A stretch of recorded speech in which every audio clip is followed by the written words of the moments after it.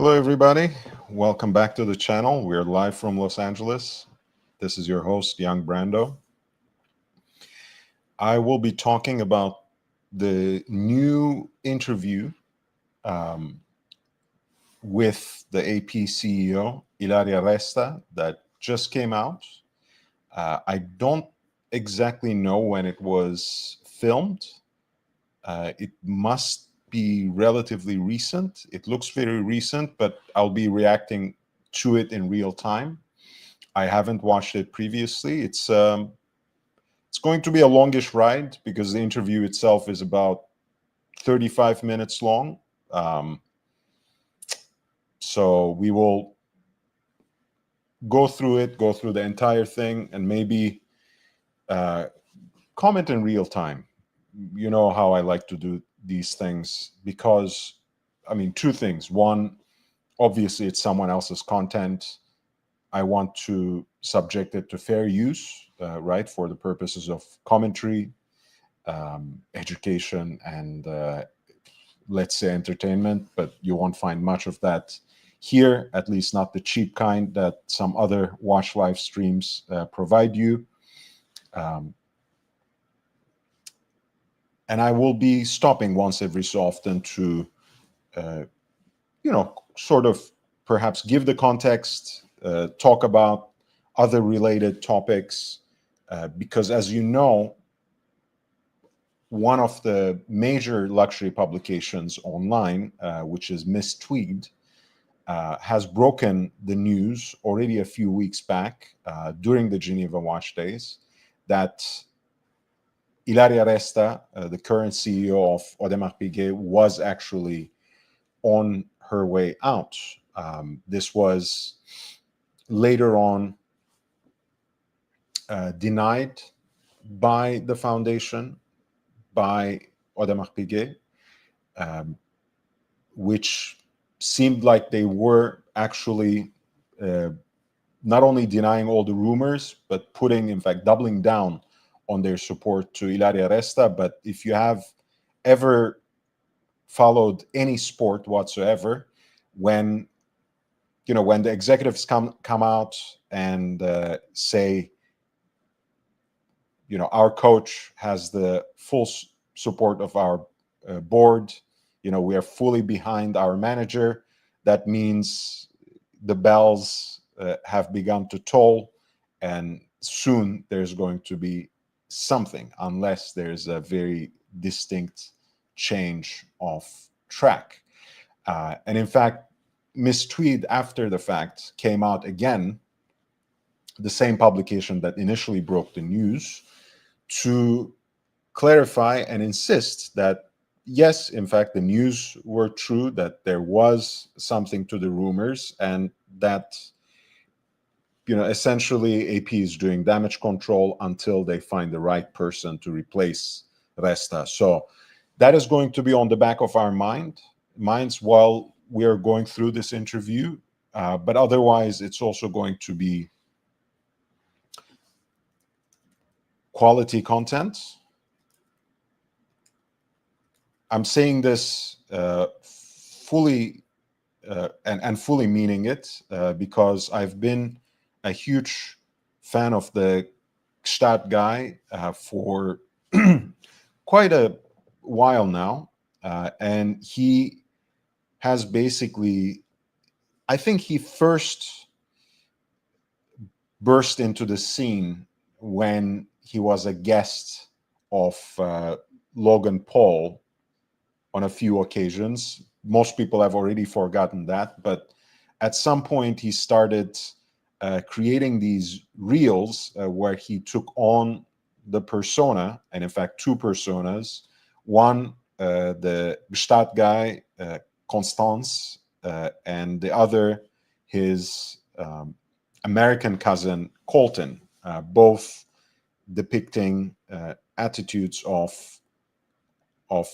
old money versus new money, these sorts of stiff upper lip, quasi or pseudo aristocratic behavior versus the more party animal, hype beast, um, loud mouth behavior of Colton, right? It's an interesting character, and it's even more interesting to see him now have this podcast talking to a number of very interesting people, usually high level executives at the head of luxury companies. So it's a chance to explore some of his real persona, as it were, and also a great way to gain insight into the kinds of people who lead these industries. Again, Gstaad guy himself has been an ambassador of Loro Piana, and also, I think, I don't know whether that's an official status or not, he is in some capacity an ambassador for Audemars Piguet too, because he always wears Audemars Piguet, no exception. He usually wears an AP Royal Oak chronograph on a daily basis, but he does also seem to have a lot of access to some of the newest and hottest stuff that comes out. And he's always invited to all these big parties of Audemars Piguet wherever they happen in the world, whether it's in Milan or Geneva or Bodrum or London. He's always there. So it means something. At any rate, beyond speculating that, he certainly has direct access to Ilaria Resta, among many others in the industry. So let's check it out. Let's listen to their interview and comment in real time.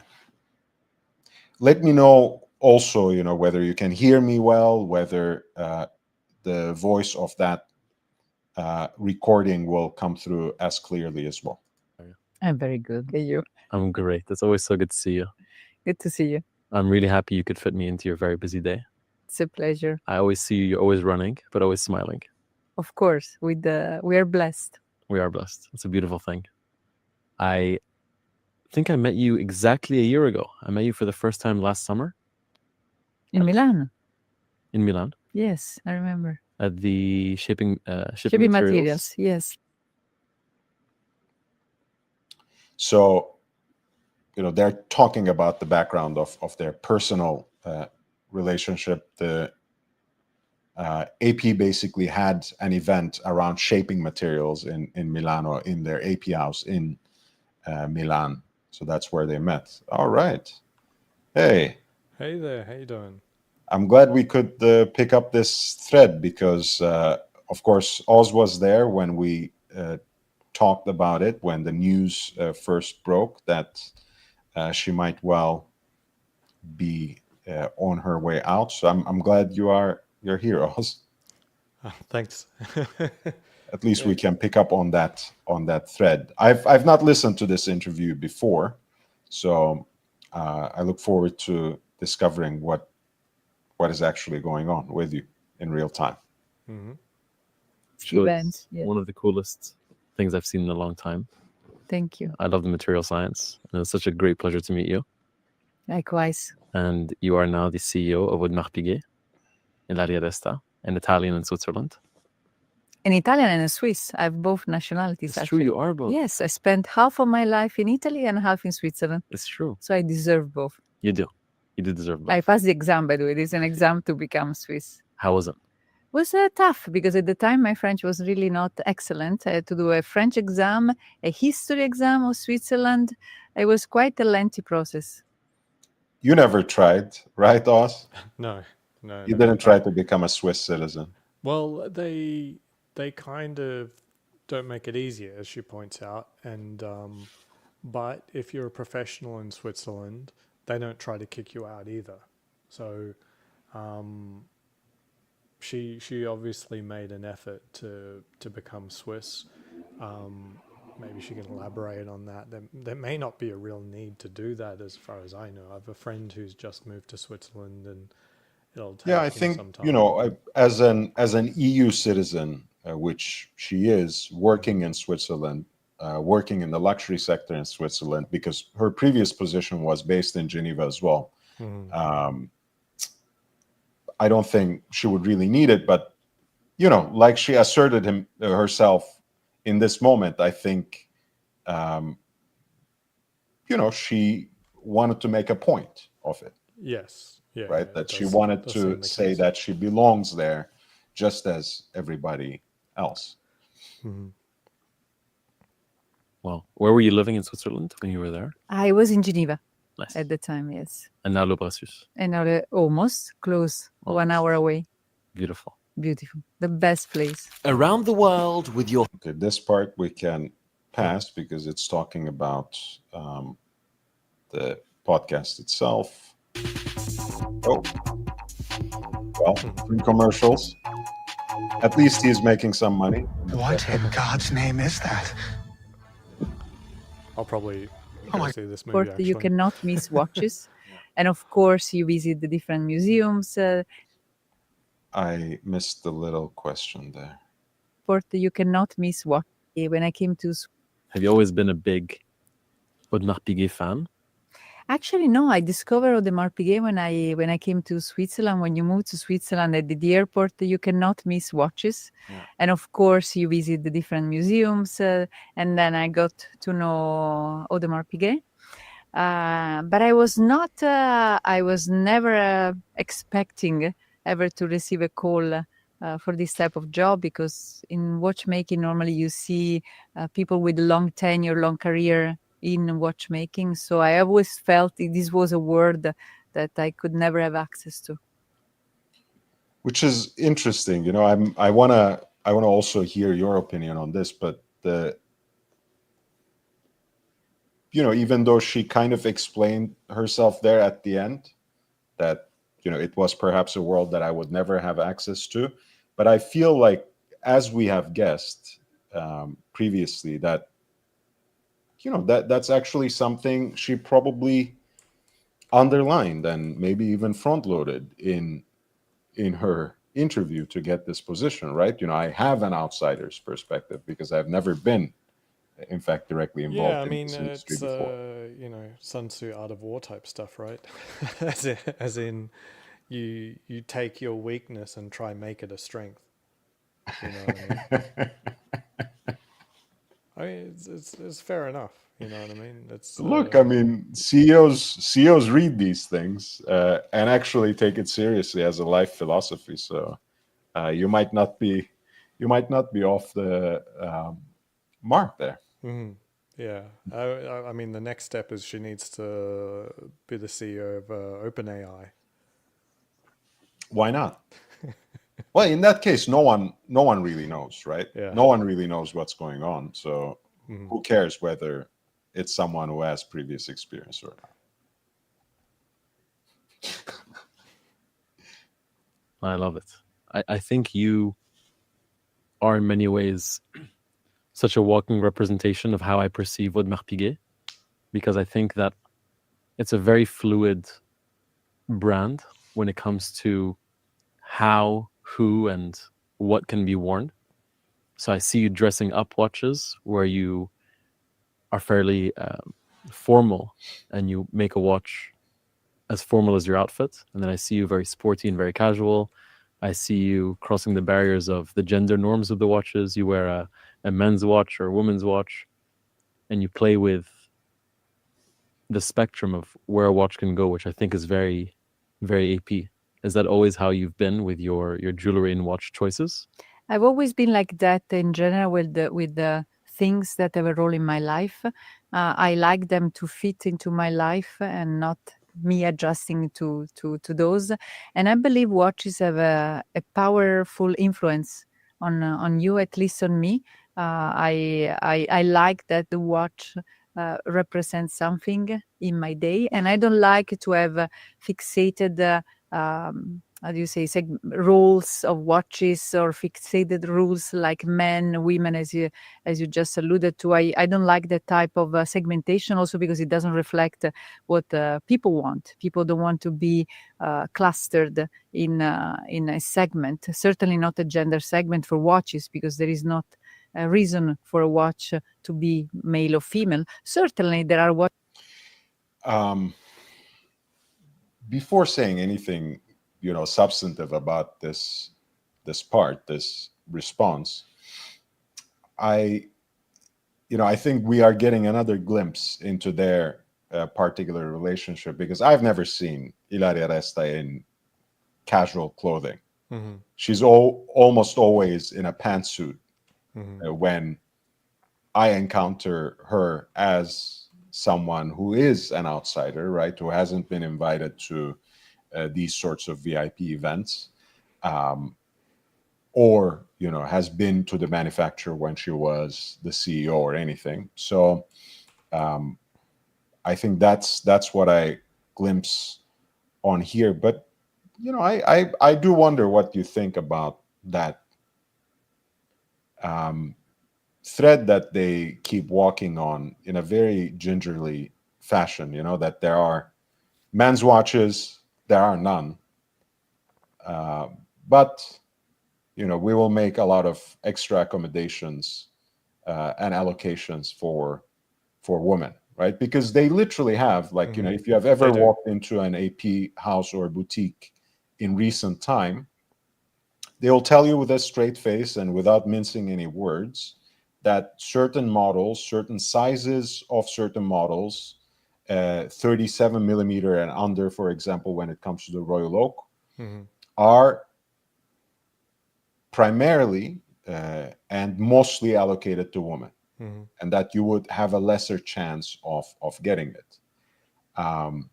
So I find it very funny to have this ideological front, literally, where they say, "Hey, there's no such thing as men's watches or women's watches, but Right. we will prioritize women in allocating certain kinds of pieces because they are for women."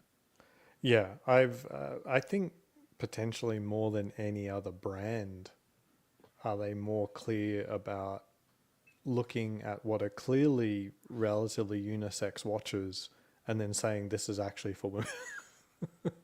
Yeah. It doesn't, it barely makes any sense. And she seems to realize that, but no one's spoken to their boutiques about this. Well, I mean, I feel like, again, I'm not, to call it out in strong terms like hypocrisy or anything, I think that would be missing the point, because we are not talking about the moral question. We are talking about a business decision and a marketing angle, really. Yeah. I think it's essentially that, like, it's what in another context George Orwell called double speak, Yeah. right? That you would be saying one thing and then doing another thing behind the scenes, right? You would be saying that, hey, there's no such thing as women's or men's watches. All our watches are practically unisex. And I actually agree with that statement. Mm-hmm. And I agree with it very strongly, in fact, especially when it comes to this brand. Mm-hmm. For the most part, again, right, there are always exceptions. Some watches are more masculine, others are more feminine, but that doesn't mean that it can't be worn by someone who is on the opposite, gender. Mm-hmm. But that being said, right, they have, when it comes to the actual transaction, when it comes to the business of allocations, of selling particular kinds of models, clearly they have certain policies, I think, that have been actually very directly communicated to the sales associates, who also very directly and honestly communicate that to potential customers. Yeah, I don't get any sense that there's many AP essays that are sort of going off the rails, quote unquote. It's all relatively designed and it is where it is. Just a quick comment. Is it the chairs that make them look bad, or are their clothes bad? I don't It, I Probably. can't speak too heavily, but I mean, you know, this doesn't strike me as flattering. Look, I mean, I'm not. When it comes to women's clothing, I will leave it to a woman to discuss it. It's not Yeah. my business. But I mean the gentleman too. I mean it's I think, I don't want to comment on this habit necessarily in a most general sense, but it's been fashionable more recently to wear double-breasted jackets and never actually button them, because the traditional protocol is when you have a double-breasted jacket, and that's actually part of their comfort, you don't have to button and unbutton. So when you sit down with the jacket fully buttoned. Whereas with a single-breasted jacket, you're supposed to button it up when you get up, unbutton it when you sit down. And I think that's partly it, because if you watch any of his reels where he's wearing this exact suit and he's walking around talking, doing one of his skits or monologues, it looks quite flattering on him. So in that case, it might just be the angle couches, where he's sitting and the fact that he's not buttoned up, where it would look better. I mean, we would also, again, I'm not trying to be extra harsh, right? Because I actually love his style, and I adore Loro Piana, for better or worse, because it's so expensive. But we wouldn't have to see this punch, for example, right? If he actually kept it buttoned. So that's that's what I will say on that. Watches that women like more than men, but that's the way I like to live. Watches change a lot, styles completely different. I'm extremely playful with watches. I love it, and I see it. Can we just pause again?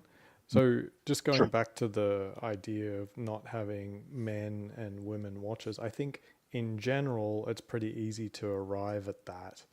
But I think just because of the sheer size of the catalog for AP, they inevitably have very feminine pieces.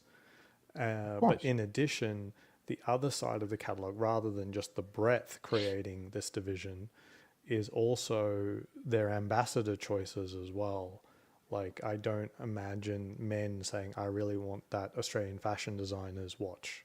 It's Right, a female the fashion particular designer. AP Royal concept that came out Yeah, a and few it years also back. potentially flies in the face of the angling and targeting of making watches a growth area with women that we hypothesized. It's one way to say we're targeting them by selling them what we've got, but at the same time, they already have a lot of very feminine watches and then female ambassadors Of and course. so on and so And forth. So, before I comment on what you said, because I think that's really important to unpack what we have just started discussing, I want to remind everybody I have a very humble goal of 5 super chats of $5 or more in the next hour for extending this live stream, making it perhaps a little longer with other kinds of watch talk, talking about new releases, some upcoming auctions. So if you want to facilitate that, or if you simply want to ask questions to us, feel free to send in some super chats with your particular questions, whether you want to pick our minds about anything that we have already talked about or that we will be talking about, or whether you have, or perhaps you have something to say about the substance of the interview itself. So feel free to do that. Coming back to what you were saying, Oz, again, I think it's just being wise about the segmentation of your catalog, right? There's absolutely nothing wrong with carving out certain niches in your offerings where you would have a certain orientation towards gem set pieces, others with smaller case sizes, others that perhaps are a little more consciously trying to break down those boundaries that do, in a way, exist at least subconsciously within the world of horology, right? When they were releasing, for example, the 38 millimeter perpetual calendars, right? I'm the first one to call out the bullshit about, like, when it's woman influencers in the world of watches, for example, oh, like, we're breaking down barriers, and like, that the entire world of watches is against us. We're at a severe disadvantage. But there are also certain unspoken rules, certain ideas that are accepted into the common sense, rightly or wrongly, certainly without being considered or criticized, like, man-like complications, woman-like, aesthetically pleasing, beautiful objects when it comes to wristwatches, right? So it does make sense to create perpetual calendars that are perhaps more compact, that hits, kills two birds with one stone, right? You are both actually appealing to the horologically minded by saying, hey, we are miniaturizing. Look how compact we can put this serious complication on your wrist. But you're also opening it up to people who might not consider even wearing that watch when it's at 41 millimeter. And yes, chances are a lot of those are women or skinny wristed men like me.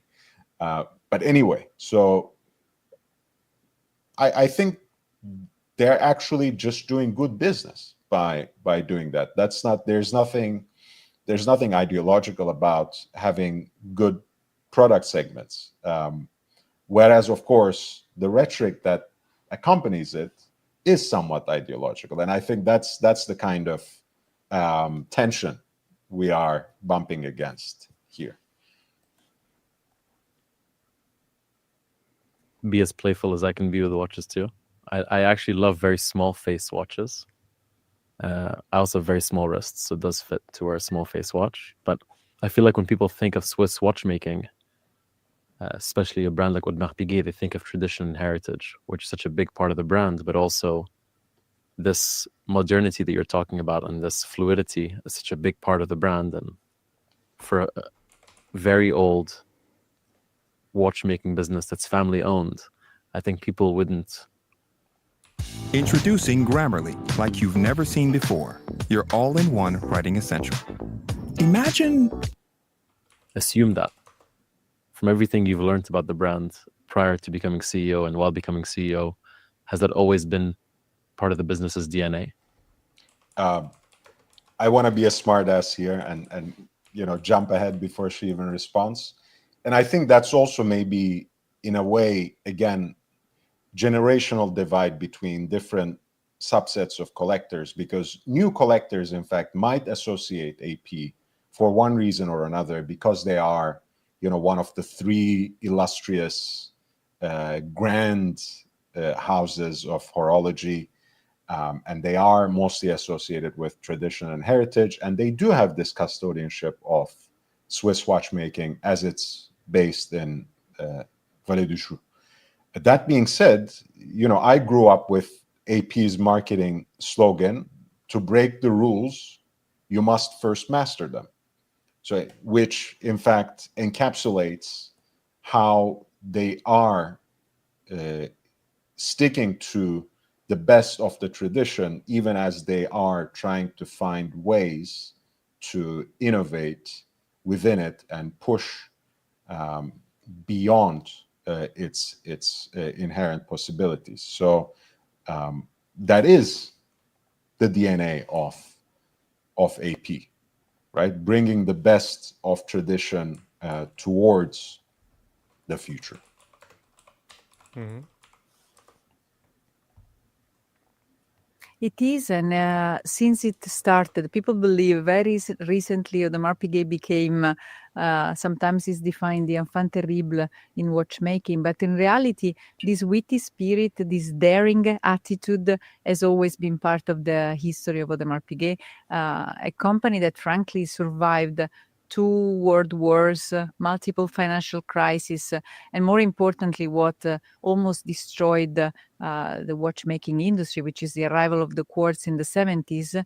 To survive and thrive, you need to, in a way, break the rules. And in fact, that was also one of our mottos of our campaign: to break the rules, you need to master them, which is a very powerful motto, because it tells you you need to keep looking forward, you need to keep evolving and changing, but by staying true to your roots. That's why we are in Le Brassus, because that's where we belong, where we were born. That's why we continue to manufacture watches like they were manufactured almost 150 years ago. But at the same time, we don't want to be nostalgic and look back. We want to look back and forward at the same time. That's why we play with materials, we play with innovation, and also we are a bit playful in the way we communicate in an informal and fun way. I have to say also, I like the way he's conducting the interview. Again, it's not a persona that I'm familiar with still, because I've always known him as the comedian, right? This is his, presumably this is how he really is. But he's asking very nice questions, and I'm actually impressed, by Ilaria Resta talking about the brand in such a strongly identifiable way to me.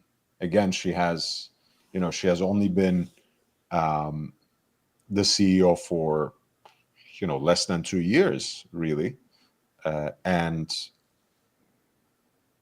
she has been an outsider to the industry. So at the very least, she has internalized some of the autobiography of the brand, enough to compellingly project it outward. I do appreciate that. Because some CEOs are not even up to that, right? I think she is at least a good public speaker, and knows what she's talking about. Absolutely. I see it in every shape and form, and I see it with your energy as an operator. You are having fun while you're doing something that is fun and cool, but also incredibly precise and incredibly rooted in tradition. I think that a lot of what I observe about you as an operator is actually very entrepreneurial, which seems absurd when you think about it, because to have an entrepreneurial spirit in a very old Swiss watchmaking business is likely a clear choice.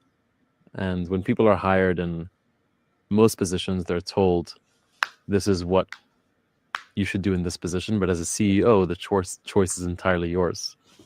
So I'm curious about when you joined Audemars Piguet as the CEO, did you have in mind the type of operator you wanted to be and become? And is it this playful, entrepreneurial operator that I perceive? I learned in my career that predefined your approach, your style, your choices before you join a company is a big mistake that I've done in the past, because you want to reapply a model that worked in the past and it worked for another context.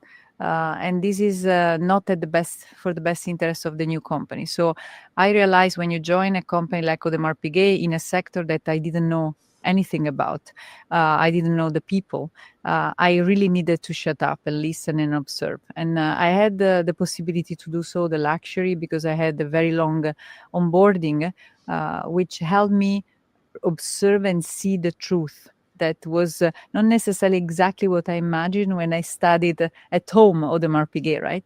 And you realize how much one of the key drivers of the success is truly the people embodying the values of the brand and the family. Because as you said, we are actually the biggest family-owned company, still in the hands of the founding family.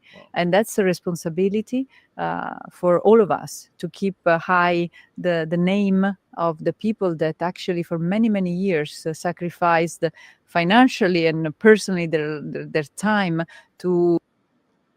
I just want to elaborate there. And thank you, Robert, by looking out for my feelings too. This time you entered with good evening, whereas you usually say good morning, which I take personally because I'm way too late into the night. We have spoken a little bit about this in the previous episode. People say this about Rolex all the time, that it's actually run by a foundation, so on and so forth. AP's structure of governance is actually not all that different, except the foundation that is the custodian for the brand and for the Le Processus manufacturer is actually largely led by the family members. In fact, the CEO of that board, up until 2-3 years ago, 2.5 years ago, I think, was still a member of the family. Let me see.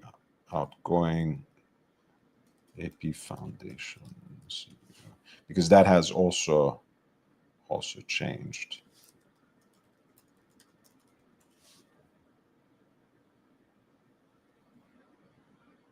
Yeah, that was literally Jasmine Audemars, who stepped down as the chair of the foundation in 2022, actually. So it's been already a few years.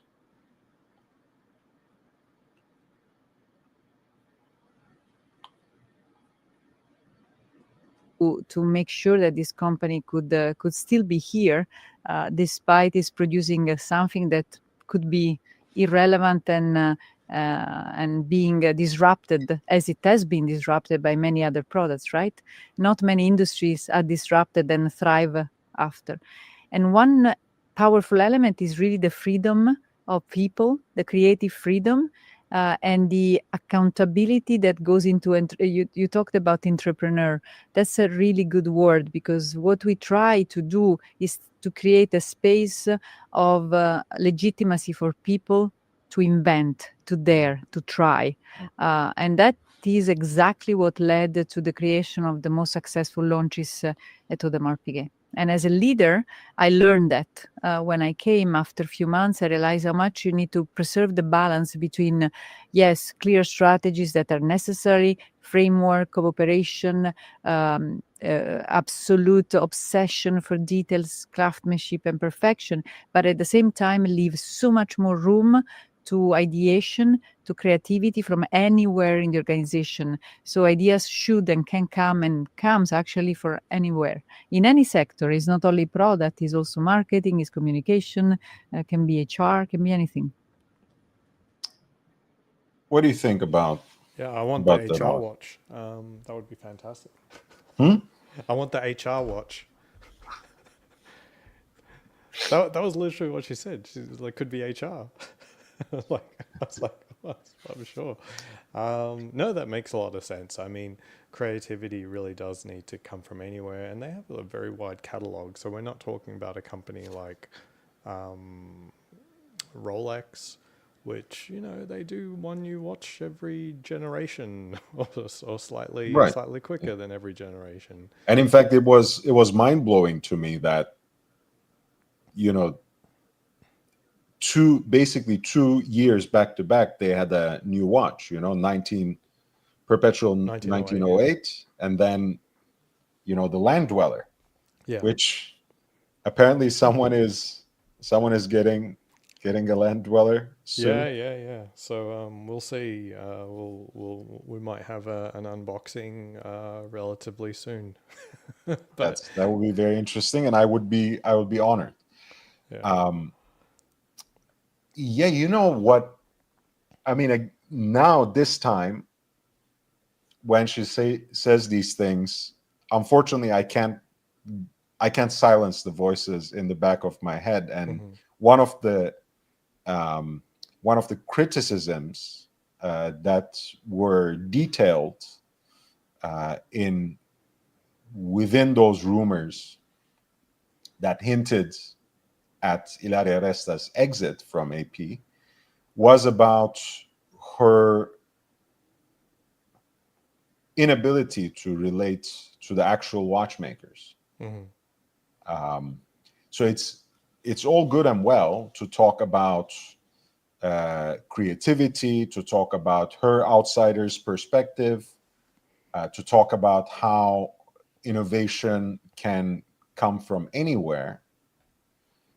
But one of the aspects of that discontent with her tenure within the brand was very much about how, she didn't seem to, not that she didn't seem to understand, or not that she did not care about the actual process of watchmaking, but that she couldn't really find ways of relating to the people in the manufacturer who actually are working on the watches. Mm-hmm. I think that's an easy one to fall into coming as a new manager into an organization, unless you are very deliberate about making sure everyone is heard early on. Mm. You'll never get around to doing that, quite frankly. If you don't do that in the first 1 to 2 months of your tenure as a new leader of an organization, I want to literally speak to everyone in the company by the end of the first 2 months. There's no more appropriate time later down. And I think that every leader that I've seen in my work that has gone out of their way to understand, who who's actually touching the product, whether they're engineers in my field or otherwise, it's been very valuable for them and for building trust to actually take that time and say, hey, what do you think that we're doing wrong? You know what I mean? Yeah. Right from Yeah. the top, right from the beginning. And And I'll say two things again. I'm not, I don't live in Audemars. I'm not in the manufacturer on a daily basis, so I really don't know how true those rumors, those specific rumors about her relationship with um, the actual people involved in the watchmaking process. And in fact, the more you master that rhetoric around innovation and creativity, and new ideas can come from anywhere, the more you will alienate people who are on a daily basis practically working on the actual craft, right? Mhm. So the better she masters this part of the um, CEO toolkit, the more she might alienate people that she didn't relate on a one-to-one basis. Yeah. Again, Of I don't course, I know. don't know any better as well, Yeah, but I would sure. say that most leaders fail in this regard. They're just not punished for it. Yeah. I mean, I'm not. Yeah, I don't even think she would be the exception when it comes Yeah. to this. But also, again, without knowing the situation, I cannot imagine being a CEO or any level of executive at a Swiss watchmaking brand and choosing to live an hour away. That kind of blows my mind as well. That seems a little Again, I difficult don't want too. to judge. I don't know the exact arrangement, but But I mean, if I were any executive of any kind, for me that would be even a quality of life decision. Why yeah, wouldn't I want to live in that small town of watchmaking where I could just walk to the manufacturer? yeah, I agree. And Switzerland is one of those places that is typically fantastic that you can organize your life around your work and make it easy and just walk. I just don't see why you would have to add 2 hours of commute to your workday It in, is a when little you bit have a job crappy, like this. but at the same time, it may not be as bad as what it sounds like to us, especially in America. I mean, basically, she's probably talking about taking the train. And Yeah. I mean, for Americans, it seems wild, but in Switzerland, believe me, the trains run pretty well and clean, and they don't have people stabbing people in the throat. Shit.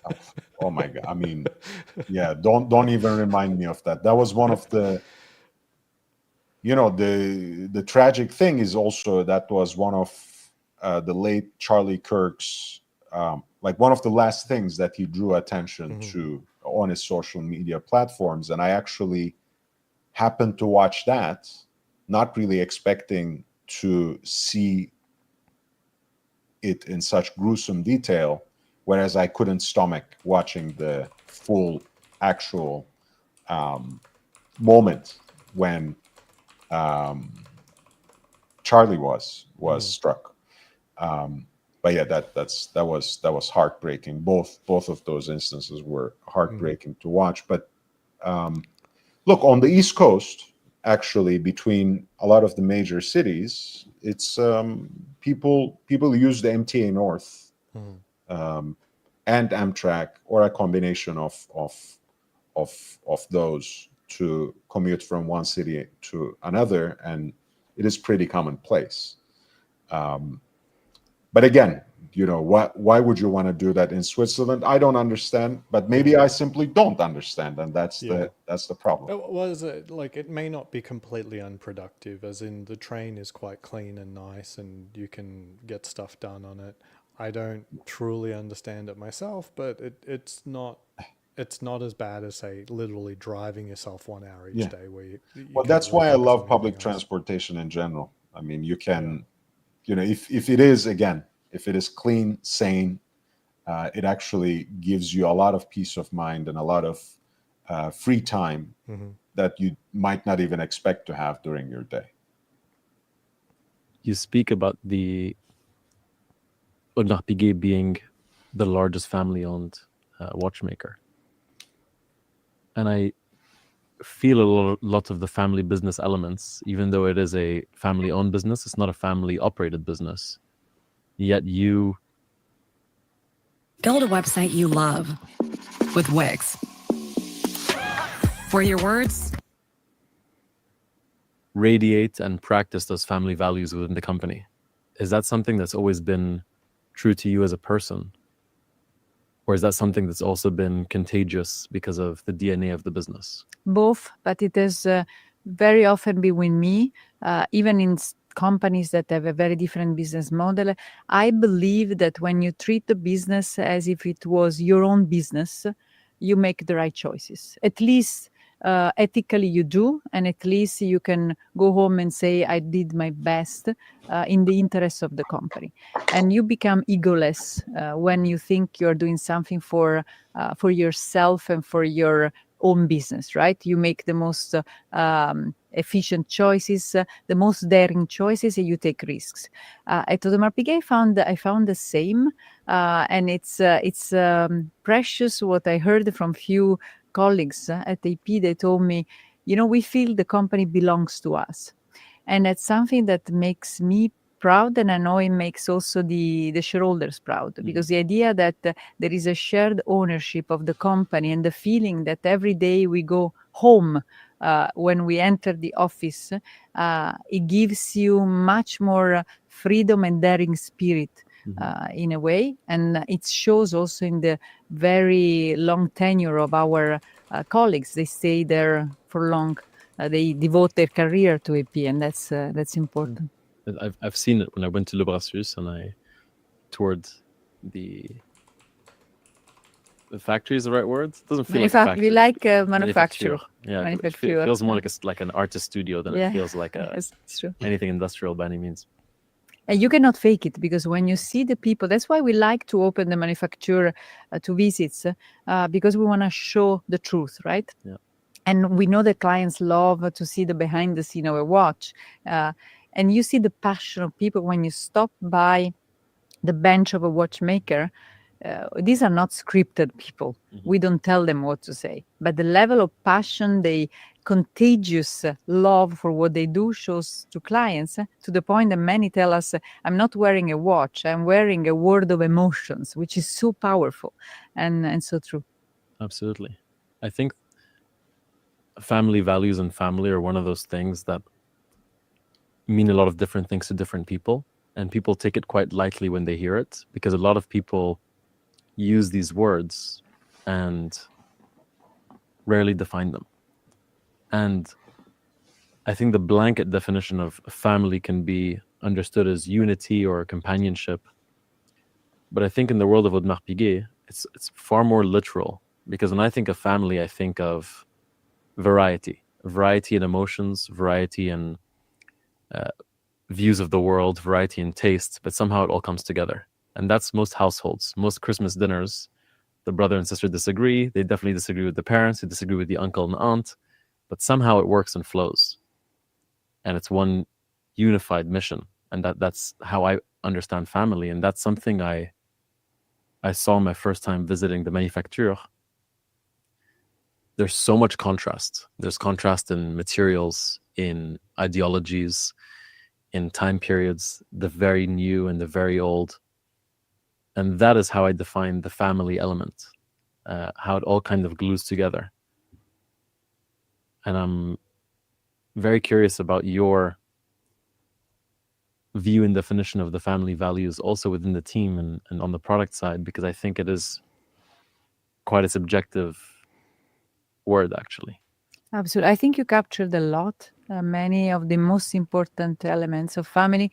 I would add definitely the honesty and the straight talk, the ability to have a free space of expression, which is extremely important, because the other side would be toxicity, right? Is when you cannot be yourself, you need to hide, or you cannot speak up. And we want to have really, at least that's my also my leadership model. I call it a circular leadership, of a leader that sits really literally with the people and listen to the colleagues, not in a company that has the shape of a pyramid. Even the family, yes, you have the parents, the kids, but when we sit around the table and we talk and we can all express opinions.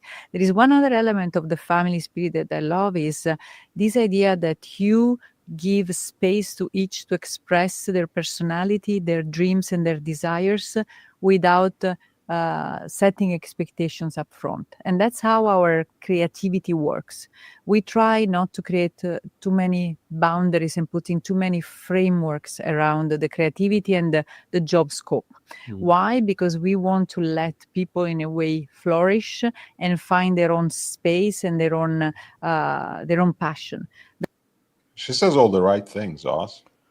Yeah, it's interesting. I think that what she's talking about does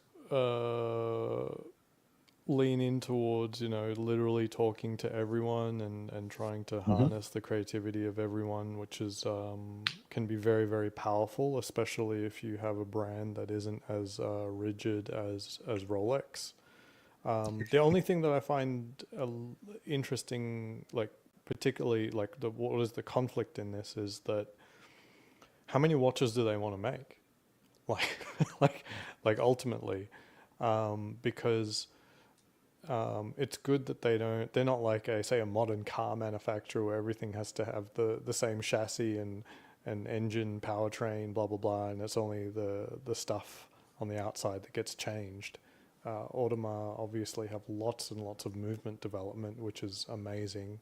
And so it really just comes down to like what that filtering process is. So it seems quite healthy for the way they are. For me as a customer, and I guess that's why I'm not an AP customer, I hear a sort of a process in which you're going to make a whole bunch of really unreliable watches.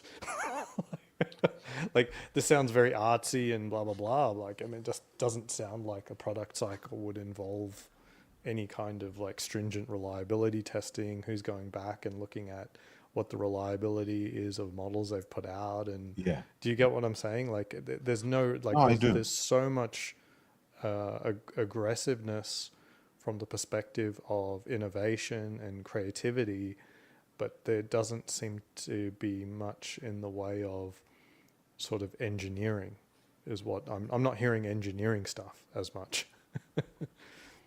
So, this is something. It's actually, I mean, you weren't making that kind of comparison that flattens the difference out between the two brands, between Rolex and AP specifically. But I think bringing out that juxtaposition is actually pretty helpful, because think of it like this. AP is celebrating its 150th anniversary, and it has actually reached the movement number 1 million in 2017. So basically, from their year of founding until 2017, they made as many watches as Rolex does on an annual basis by now. Right? From 1875 to 2017, they made 1 million watches.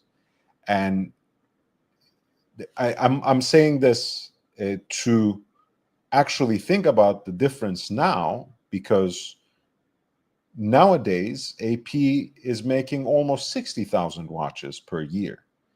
They have never actually dealt with this kind of volume in their entire history. Right? They literally had many years, and not in too distant history, where they were making, a couple of dozen watches, hundreds of watches, 1,000, a few thousands of watches, and suddenly you are in year 2025, and you are making 60,000 watches. Mm-hmm. So that's a huge leap. Again, to Rolex's credit, yes, they are not revolutionary for the most part. Yes, they move at a glacial pace, but their growth has been very gradual. Right? They didn't jump from making 50 to 75,000 watches suddenly to making 1 million watches a year. They have moved to that point gradually, whereas we have now a brand like Audemars Piguet or like Patek Philippe that are now making watches 2, 3, perhaps 4 times as many watches as they were just a decade ago. And what I think about most is like the long-term servicing of all these pieces. None of these pieces are cheap, and you cannot expect a customer to accept that you just don't have the talent to service them anymore. It does scare me from an engineering perspective, from a scale perspective. The more SKUs you put out, the more timepieces you put out of different time, shapes and sizes and complications, that they will come back.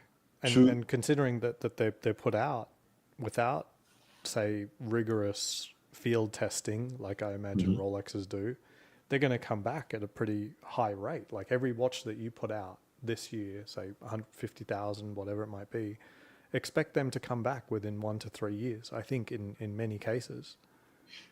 To their credit, and again, they're not breaking new ground here. Rolex and Omega have had international service centers for such a long time, but not everything goes back to Geneva anymore. And I think that's been the case for a while. But they have seriously expanded. Well, they have basically created a new campus in North Carolina, right? I don't know if all North American service goes there now. At some point, it used to go to Miami.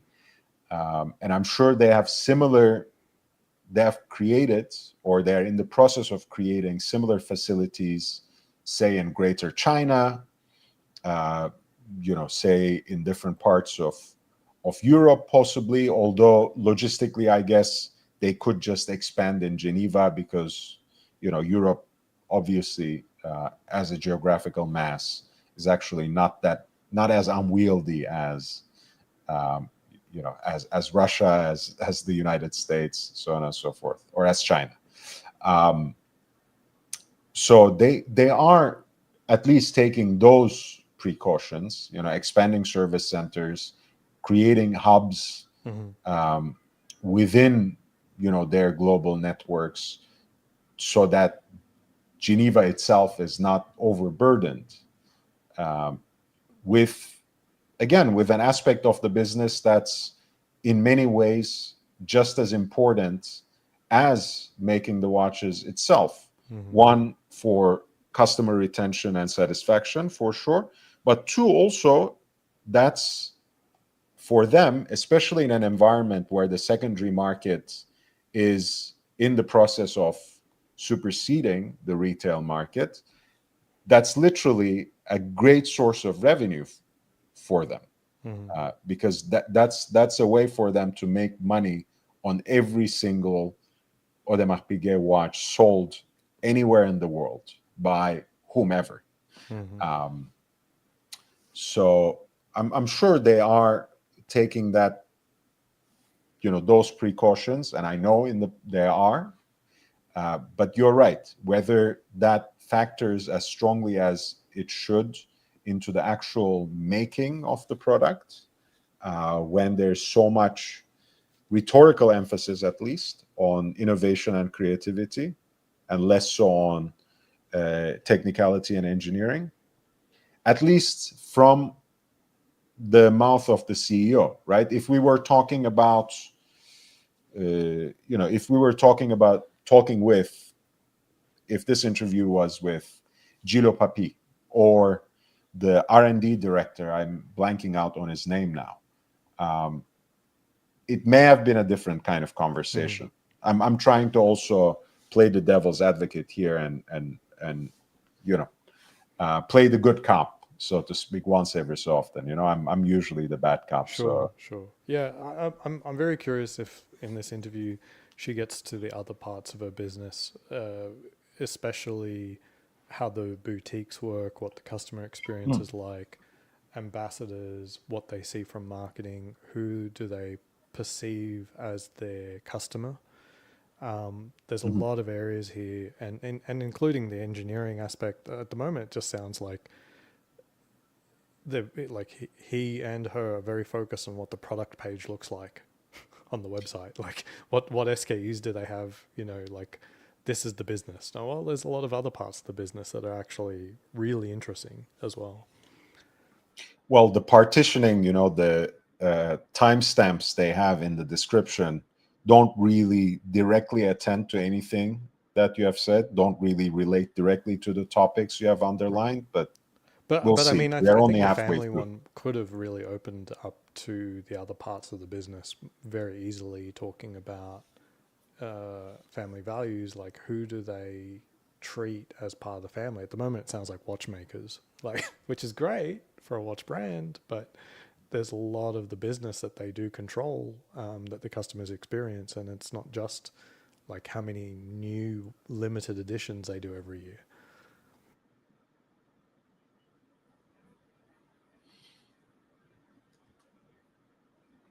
That's why we encourage what we call internal mobility, is the possibility of people to switching functions, roles, responsibilities, which is counterintuitive to an hyper specialized business like watchmaking.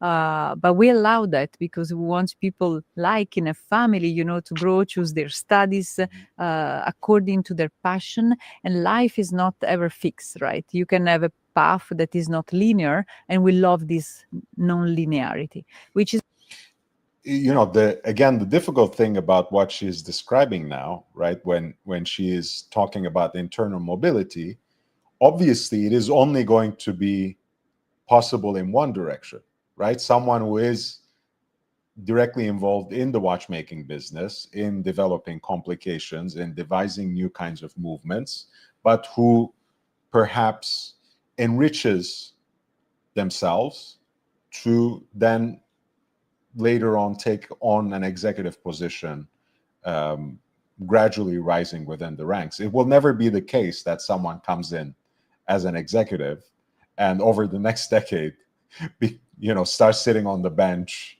having studied watchmaking, right? So it's again, it sounds nice and very impressive as talking, but that still doesn't attend to what we were talking about. Because again, it's great if engineers can become executives, if watchmakers can become public-facing figures for the company, ambassadors in their own right. But who is going to do their job when they leave the watchmaking bench? Because again, overall, what is always looming in the background is the scarcity of good watchmakers who can work at this level of high horology, right? If we are going to maintain that ideal of high horology. Hi, Ryan. Shana Tova. Is an investment for the company, because if you think about it, it's much better to have everybody specialize in doing one component, one job, and repetition drives excellence and efficiency. But we don't want that. We'd rather invest in spaces for creativity. I love that, and I've seen it. It's a beautiful thing. But also, family is the relationship we have with. Wait, did you say something? All the people around us, right? I hear this word family so many times, and then at the end, it's not real and authentic. What we want is really when we work with we call friends of the brands, like people like you, is to give you the space and the creative latitude to be you. And at least that's confirmed. I was previously speculating that Gstaad guy is basically an ambassador for the brand. And she has confirmed that he's a friend of the brand. Interesting.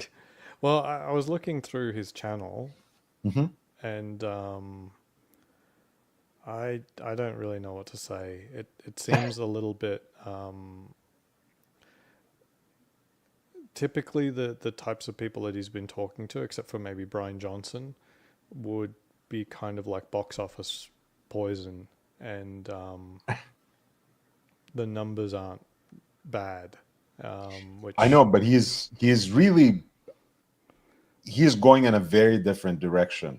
That's like the kind of content he makes. If you have watched any of the Gstaad Guy, not the Gstaad Guy podcast, okay, it's pure entertainment. oh, okay, Like it's really literally he's talking as a snotty guy, talking down on people who really shouldn't be in Gstaad, shouldn't be in Ibiza or whatever, right? It's like that kind of obnoxious character, and he's fully in character there. And now he's just transitioning into this space where he is having serious conversations with very serious people from the luxury industry, no less.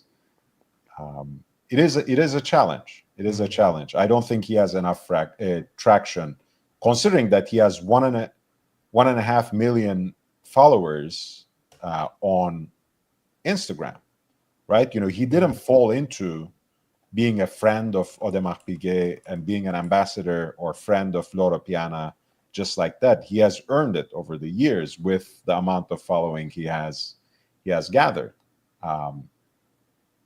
So yeah, let's see. But you're right, the numbers are not that encouraging just yet, considering the stature of the guys. Poor either. Right. As in, so his first episode, he's got 49,000 views. With I've never heard of the Daniel Hum, and it's I don't to me it doesn't seem very real. Like like I've seen other I showed you someone who has interviews of watch CEOs, and it's like Right. not many views, like sub 100 views with other. Now this is Yeah. a bigger So, CEO for sure, but it's it doesn't. Yeah, I've experienced this very painfully as well, although I'm at a much smaller scale. But yeah, since I've experienced all that growth on Instagram, I've been trying to get people over here, and it happens in drops, right? I have almost 25,000 there, and I'm still struggling to get to 3,000 here. On that note, people, please hit the like button.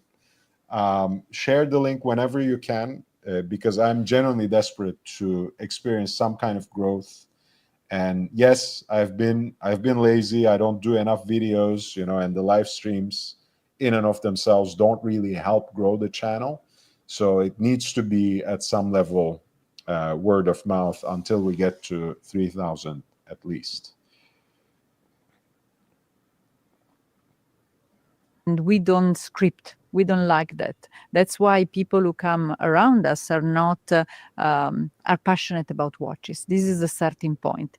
We don't want to have ambassadors, friends of the brands, who have been given a watch and they don't even know what it is. We want them in the first place to be genuine, passionate about watches. We want them to come and visit Le Brassus. It's a bit like getting engaged, right? You go and visit the parents. You go in the house of the person you love. And for us, it's important that you come home and to see where we are, how we work, because that defines who we are. By the way, going back to my personal distaste of François-Henri Benamias and the general level of dryness when it comes to most of the CEOs from the horological industry, I like Ilaria Resta. I think she's very personable. I think she's actually, engaging without, trying in that particular way that made me hate Benamias so much. Right? He really tries too hard to be interesting. yeah. And that always grates on me. People who are not entertaining but trying to be entertaining, people who are not interesting but are trying to be interesting, have that's been my pet peeve in life in general. So I actually enjoy listening to her. This being said, I mean, these are like not even softball questions, right? Like He's they're just very helping her leading talk. questions. Like, I mean, he's assuming it's all family values and stuff like that, and it's a very closed question. You know what I mean? It's very softball. I think it's saying that it's not even a softball was even better. Like, don't softball it yourself. Don't sugarcoat it after you have said it. It's not even softball. Yeah. Essentially, he is just letting her talk her game. Well, what's your number one question? So I'll put mine. Like, number one question after intro would be, so when is the code being killed? And then she could walk it back, and she goes, no, the code's fantastic, and blah blah blah. I was like, I'll go, uh-huh. Okay. Like, you go, what would your question be?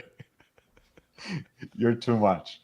Honestly, I'll be honest. What I will say now, if I actually had the opportunity, I would possibly not dare to ask in such a direct way. I would probably try to sugarcoat it and find ways of actually sliding that question in at some point without directly asking it, to be able to get perhaps a more honest answer. But my question would be, what is one major thing you would do to shake things up in AP? Because essentially I'm not seeing understanding, again, taking into account that product cycles are, at least 3 up to 5 years, I'm really not seeing anything different about your tenure from Benamias. Yeah. What are you really doing to shake things up and put AP in a different direction than it has been? And of course, she can, defend against and kind of kung fu her way out of that question when it's addressed so directly. But essentially, I think AP doesn't need more of the same, because we are not facing the same market conditions. And I think, she was brought in to do something different. Not just because they needed a different face. So I'm actually, that's my main disappointment with new leadership at AP, and not only Ilaria Resta, right? I don't see the company having changed a bit, not for the better, not for the worse. I think this is still the Benamias vision of Audemars Piguet that she inherited. I'd be curious what she would say to, like, I know a person who's like really deep into AP, and this year he switched to Rolex, and his basic reason is like, it's all the same watch. There's only so many Royal Oaks you can get. Yeah. And like, what would she say to that? As in someone who was passionate about the brand, and they're just sort of like, I've got a couple open works, I've got, this, that. What am I supposed to do? What I would say to that, and I know this is a little bit of Benamias rather than Resta, I would say, well, you can only get so many Oyster Perpetuals.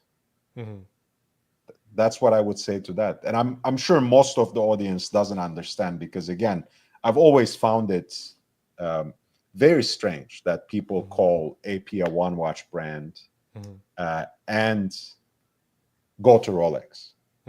I mean, Rolex is the definition of a one watch brand. They only have Oyster Perpetuals. Oyster Perpetual, Oyster Perpetual Explorer, Oyster Perpetual GMT Master, Oyster Perpetual Daytona, Oyster Perpetual Submariner, so on and so forth. It's always the same watch with different colors, very light, useful complications here and there, including like rotational bezels, etc. Nothing too fancy. A chronograph, which seems to be the iconic one and the most popular one in the entire world, and for a while now. So that would be my answer as a potential ambassador of AP, right? So you have really thought long and hard about this question and decided AP is a one watch brand, and you are going to Rolex. I know it's not much of a defense, but honestly, if you have a good recipe, why not continue to cook it?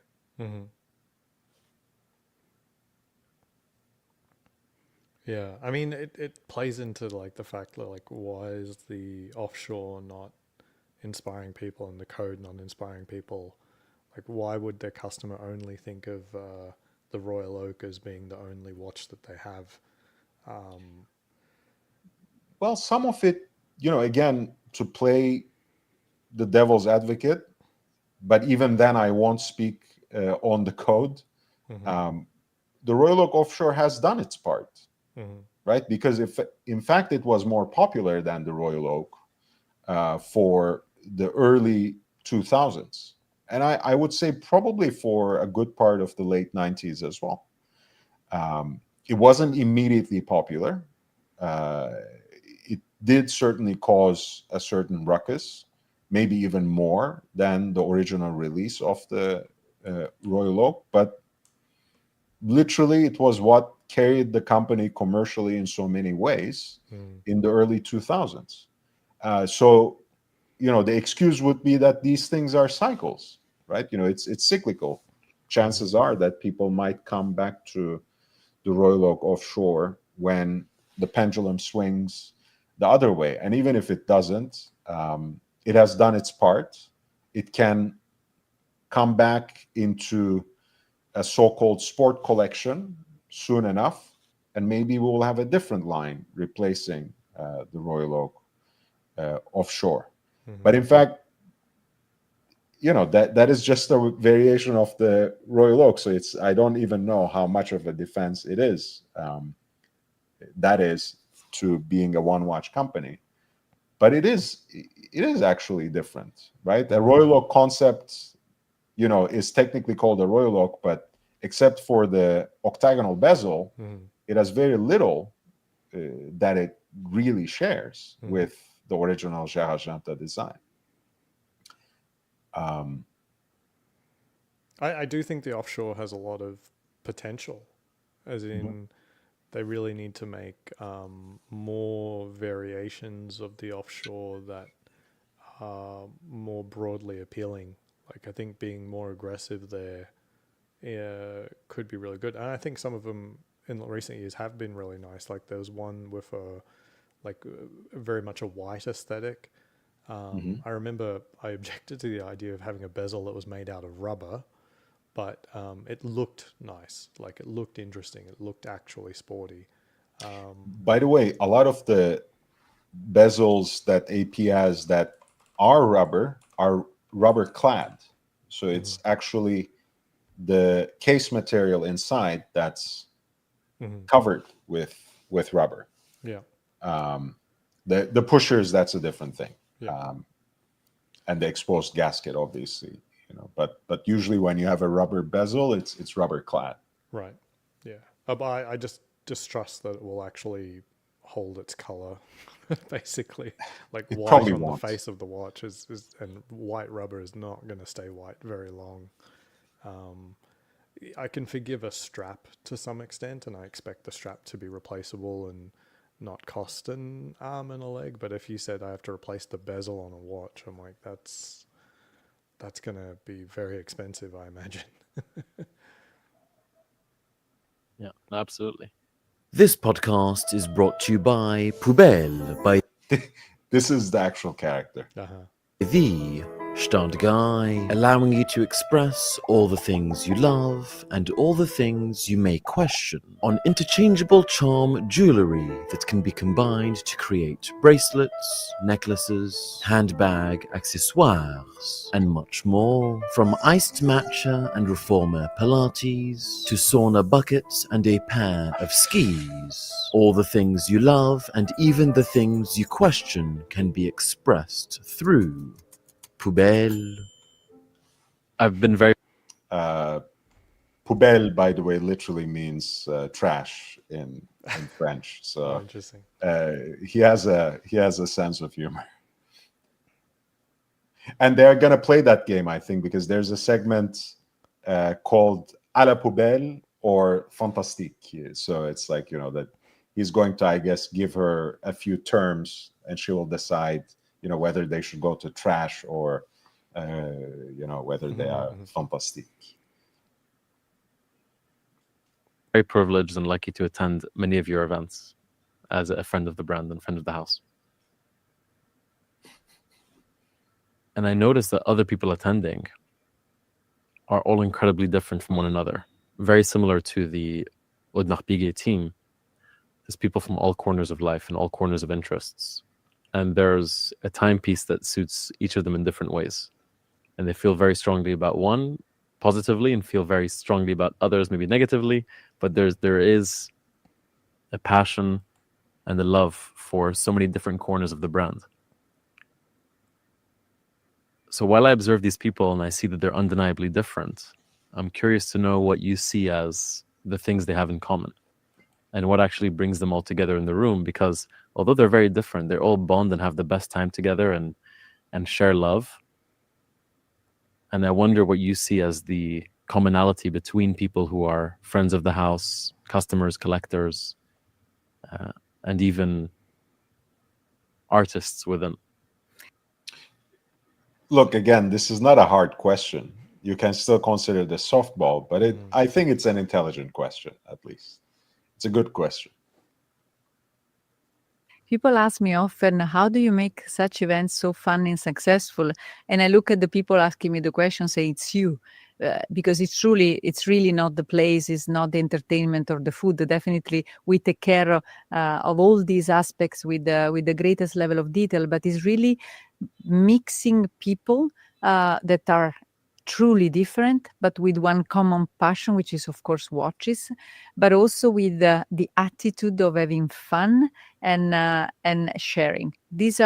We like to think the people around us are extremely generous with their authenticity and with their ability and desire to put themselves out openly without creating and putting a mask on, which is the mask of the role they have, right? So when you come to an event and you see a football player or singer or you or all the others, really you see the real person behind the artist. Many are artists, or the real person behind the professional. It could be a professor, can be a doctor. They remove these, let's say, I don't want to call it mask because it's who they are also, but you see the true person. And why? Because watches are, I believe, let emotions talk much more, which is incredible because it is a piece of metal, gold, whatever, mechanical, but in reality there is always a story behind each watch. And it's what I found fascinating. After the beginning of introduction, all of a sudden the event turns into a party, into an emotional moment of fun and authenticity. Absolutely. And when it comes to the collectors you meet, people have been collecting Audemars Piguet watches for months and some for many, many years. Or generations. As Father, well. son, daughter, yeah. Exactly. Are there any values that they share that makes them authentically Audemars Piguet, other than likely some hard work to make the affordability threshold?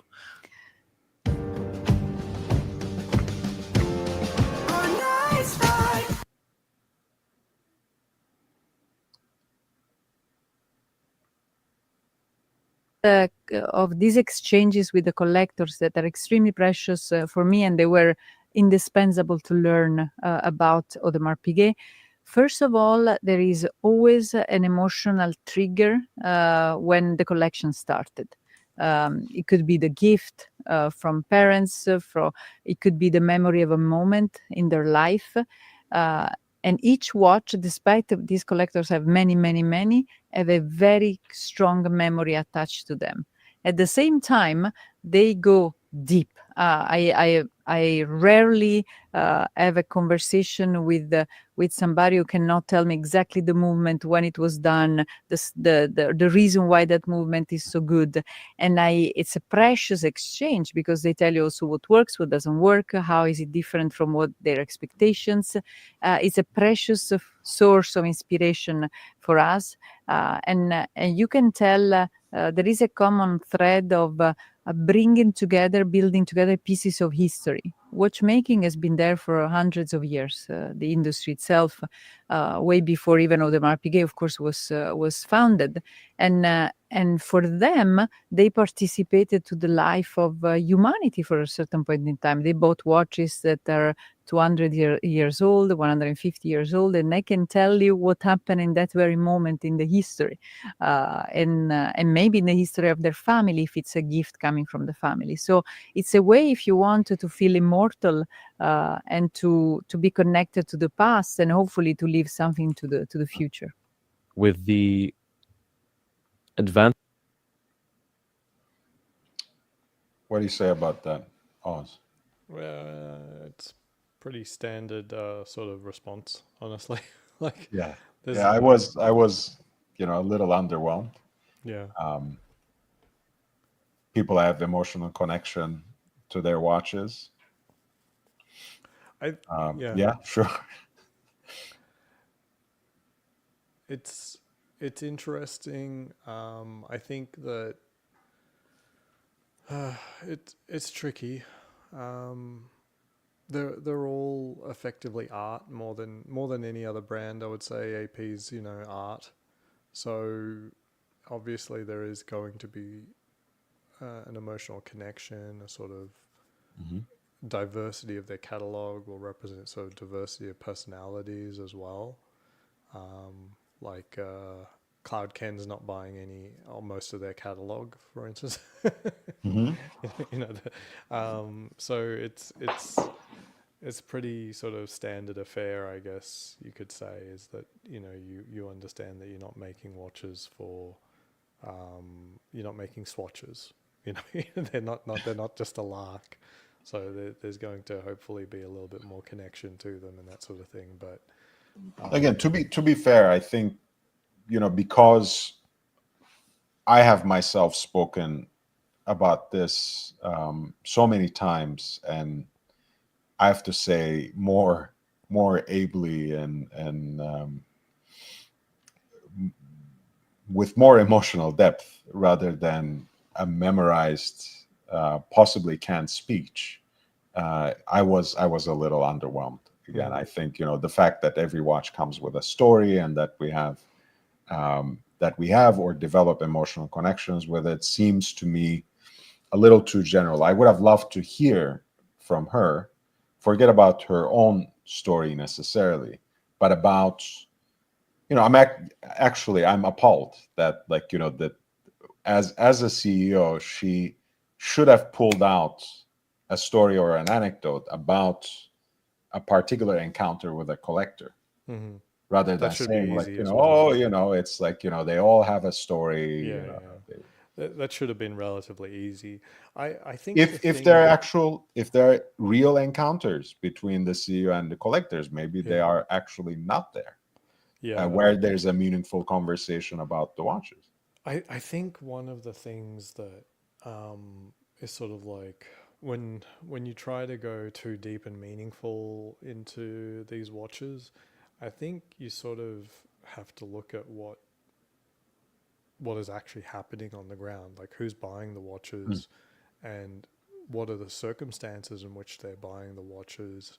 And I don't think that getting an AP is that romantic.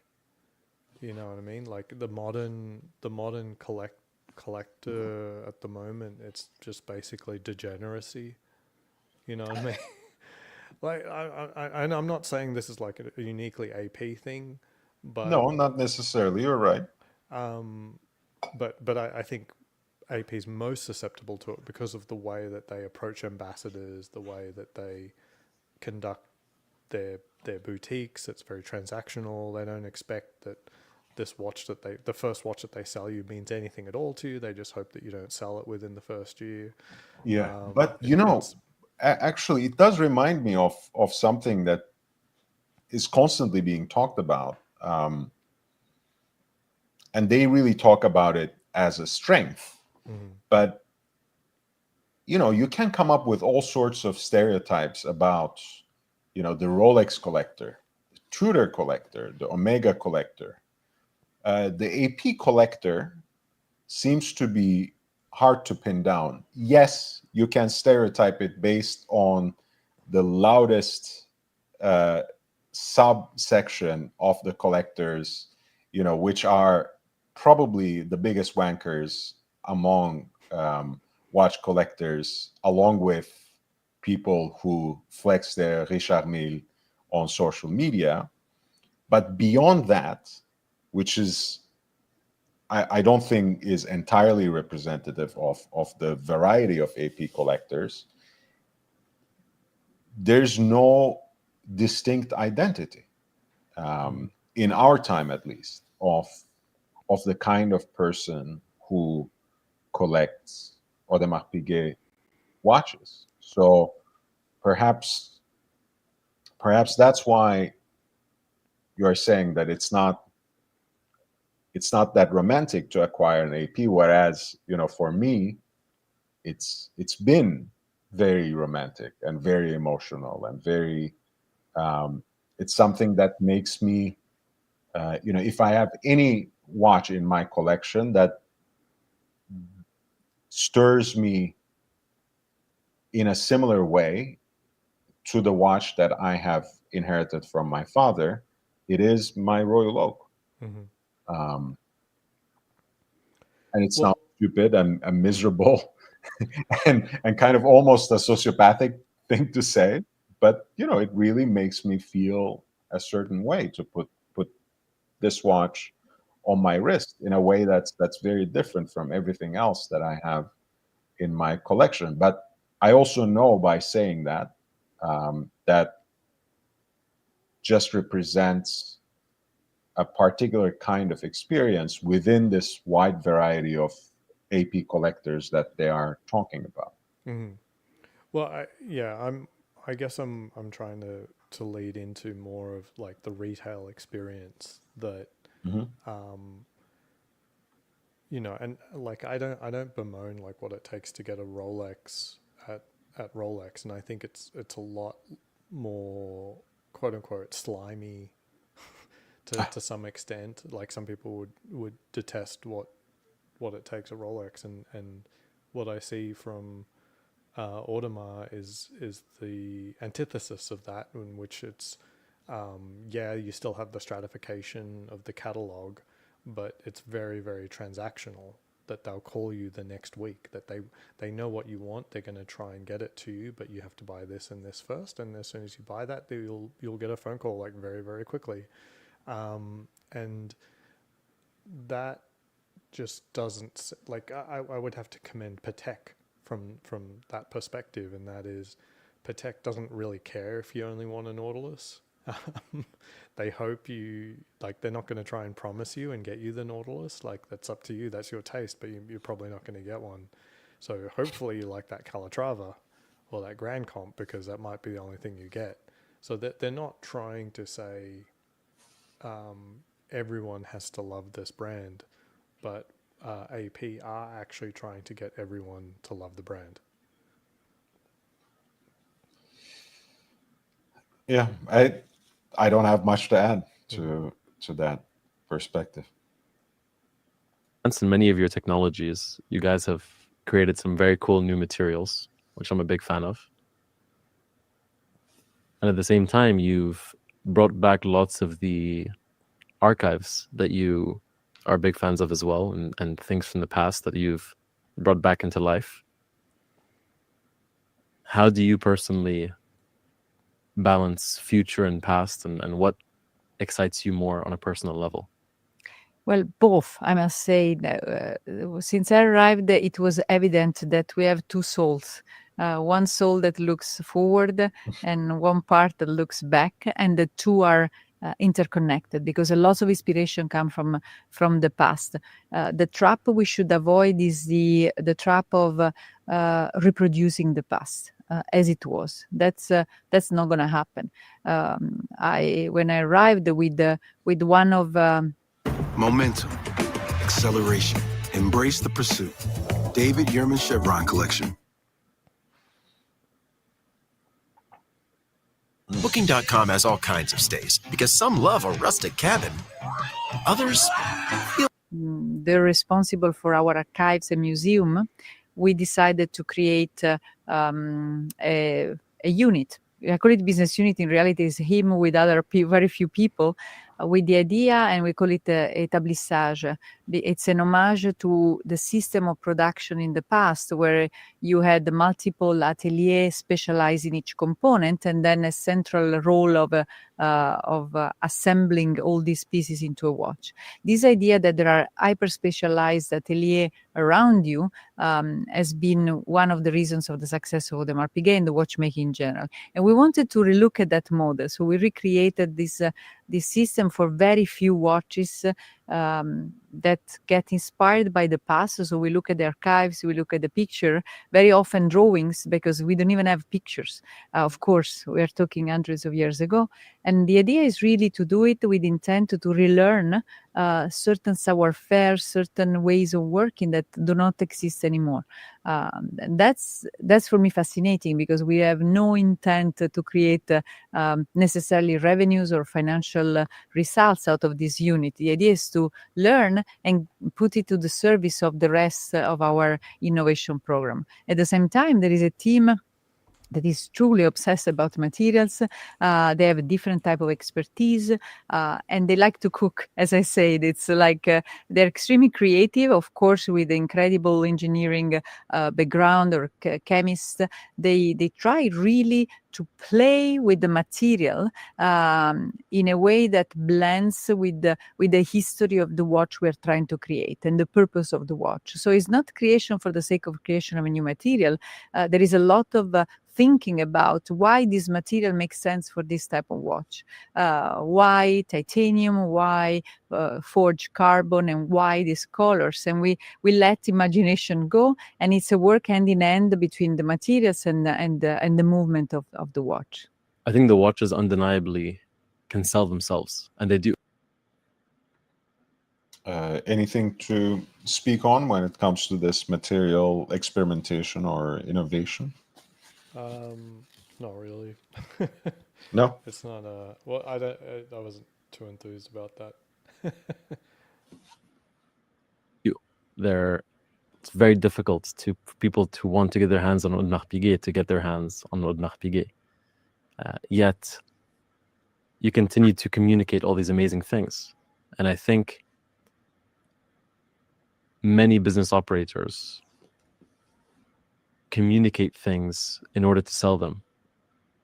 But most of the pieces are sold before you can even have the chance to communicate them.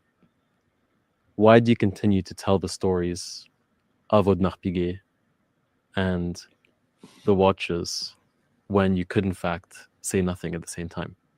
Because we believe we have the honor and the responsibility to keep this industry alive and known. The watchmaking industry is more than an industry. For me, it's in the crossroad of history, art, mechanical sciences, material sciences. It's extremely rich, and it's part of the heritage of Switzerland and many other countries. When we did... Okay, I'm going to say something that is incredibly undiplomatic of me to say, and I did say in the beginning that, you know, it in the video description it says filmed at the Scarfs Bar at the Rosewood, London, but there's no date given. I think I have a date now. It is after the rumors made their way out, and I dare say most of these questions have been prepared in advance. I'm not going to go so far as to suggest that they have been given to the Gstaad guy, but they certainly had a meeting before the actual interview and decided on at least what kind of questions that he has to ask. Because again, like, you know, this just feels like, a lot of it feels like really the dialogical unfolding of a marketing pamphlet produced by AP. It really, there's not the slightest challenge. There's hardly any questions that follow up in a natural way, in the natural pace and rhythm of the conversation. Even though, and that makes it even more suspicious, there is an organic thread from one topic to another. But with minimal editing, it sounds the flow feels too natural to not have been structured in advance. I mean, what he said actually was touching upon, like, I don't yeah, like, I mean, to me, that's like a really aloof question, because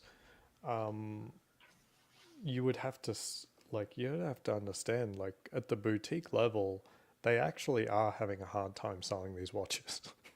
The Yeah. idea that AP doesn't really need to advertise any of their watches because they're selling all of them is completely, and saying that the marketing is optional is completely detached from reality. I also don't want to be that facetious, but I will be on this occasion.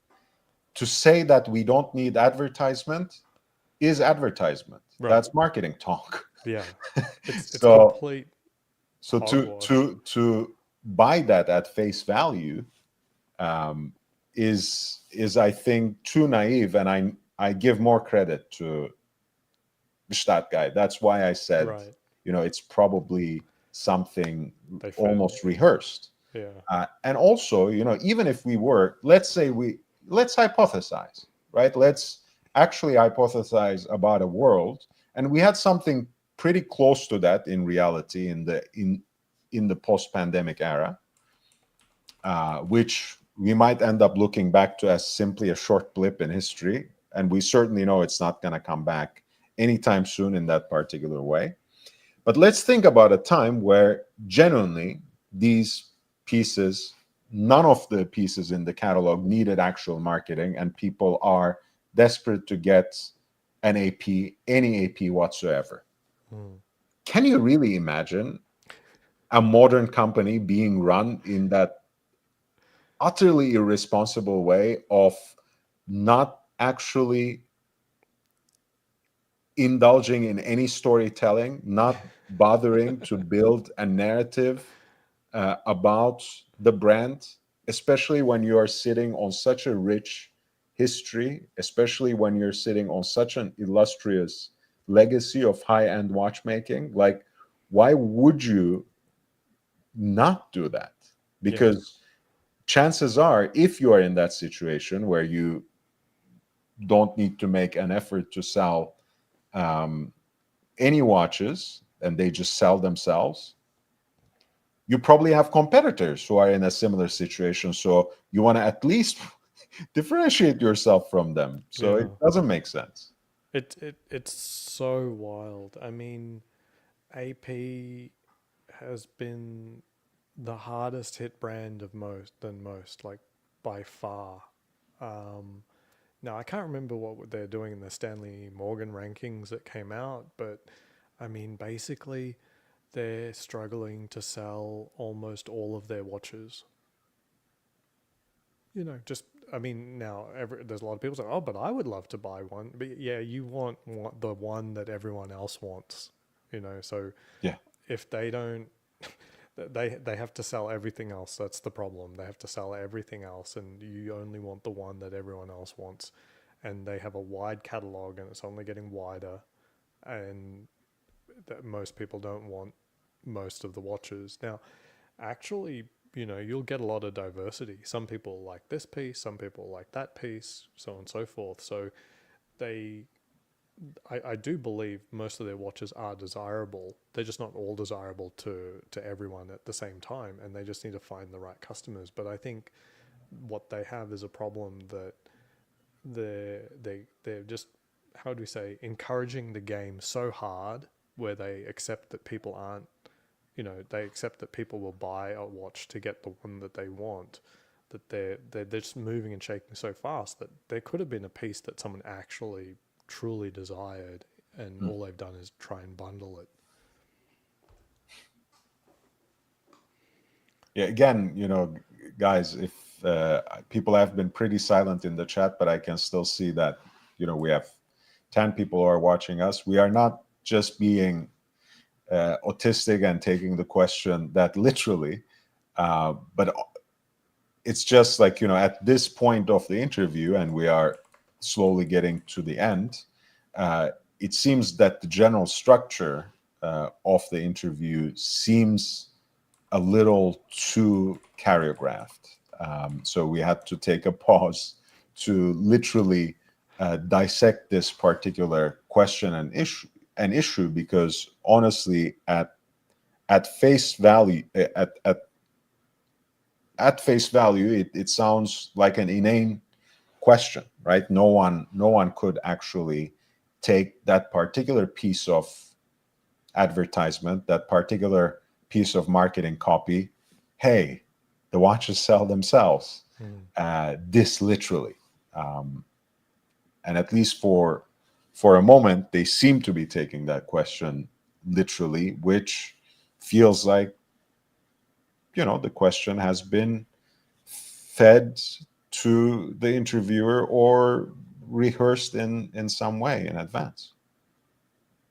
You were part of it, this event in Shanghai a few weeks ago. It was an event where we decided to open the doors to anybody to come and visit, with the idea of opening the doors to watchmaking. Why we do that is not to delight the prospect clients, is to delight people and give them access to a learning on this fascinating world. It's a bit like museums when they were born, was really the idea to share knowledge, to share passion and emotion. And definitely we are seeing more and more young generations being interested in that. That's why we are starting to do more and more master classes, the idea of letting people touch components and see with their own hands and eyes how complicated it is to not even assemble a watch, which is absolutely difficult and requires years, but just to pick up a small screw from the bench is already extremely complicated. It requires dexterity. That's why we have a museum with the open doors to allow people to come and visit. And we created in Japan the AP Lab. And the idea of the AP Lab was really to be in a very young district of Tokyo, to open the door and share to the world in Japan what it is to talk about watchmaking. And we even did it without necessarily branding many of the stories. It was really the idea of opening the door. So I'm a big believer that we have that responsibility also to recruit the future watchmakers and the future people who will continue carrying the tradition of this wonderful job. Finally, there's like a tidbit of what you're talking about, right? There's some direct reference to watchmakers and what they do at a technical level, at the level of the craft, that should be carried forward. When people think of watchmaking, they often think of Switzerland. And when people think of Switzerland, they also think of watchmaking. And although I wish I had a Swiss passport the same way you do, and I love Switzerland, which I think my audience very well knows by now, I'd love to know what it is about Switzerland that stands out to make this possible, because there's definitely a pattern here, and there's definitely lots of correlation between Swiss way of living and doing business and being. Please welcome the Fantastic Four. Be the first to bring the four home today. Time to save the planet. And watchmaking. If we talk about the Vallée des Joues, where we are located, which is in the Jura Mountains, you see a lot of watchmakers there, not only Audemars Piguet. I hope. And the story is related to a group of people who flew for freedom of religion and freedom of expression. Unfortunately, they arrived into a wonderful place indeed in terms of nature, but with very limited resources. So there was a lake, so water, there was a forest, so wood, and there was rust, which allowed metallurgy to start. But the quantity was so small that they couldn't do big metallurgy. They could only do small components. That's why watchmaking started in the proximity of Geneva, where there was watchmaking starting. Given jewelry were not allowed for a long time. So watchmaking was the alternative solution for many to do their work. The other help was the long winters in the Vallée des Joues. So many people who were farmers and had the cattle, they could do nothing else and spend their time in the homes, and they started working on these very small components that then they sold to Geneva, to Paris, to London for watchmaking. All of a sudden, this system of établissage started because we're talking households, atelier, we mean like husband, wife, and kids maybe working on components. And all of a sudden, this became a network of families, a network of atelier connected one another. That's why you see so many companies with important watchmaking companies based in the Vallée des Joux. And that's why we remain there, because for us, the reason why we were born, how we were born, means so much in the values for us. This notion of freedom comes from them. By the way, this starts irritating me and putting questions in my mind as well. The fact that she has to emphasize that's why we choose to remain there. Were there ever any plans of moving AP to Geneva or something? And that did I miss that? Did she try to do that or suggest that? I wonder. I'm a little. I've never heard of such thing before. And I was expecting it, but I was still shocked. I mean, isn't this story of the farmer in winter making watch parts, isn't this like thoroughly debunked? I mean, totally debunked. I don't know, but it does have certainly romanticized aspects to it. I mean, this sort of plays into sort of like Blancpain's heritage, where they established the founding of the company with the establishment of the farm. And the reality is there's no real evidence that they were watchmaking until one of them, hundreds of years later, went to London and learned to be a watchmaker in London, and then they came to Switzerland. People assume watchmaking started in Switzerland, and it's like actually London was the powerhouse for, probably its most formative time period. Yes, and I think colonialism has a lot to do with that, with marine chronometers, of course, being incredibly important navigational tools. And I know we have previously, at least behind the scenes, talked about a very important book that talks about this at historical length.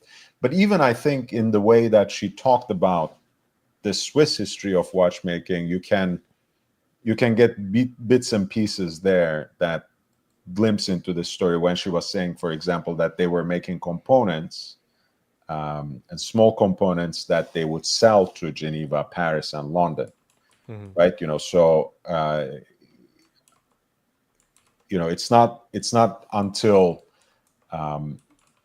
much later where you have these great houses sprouting up as établissage and becoming watchmaking powerhouses in their own regard, and that takes other sorts of economic, I think, downturns or macroeconomic transitions for watchmaking to come back, and even geopolitical transformations, such as the war.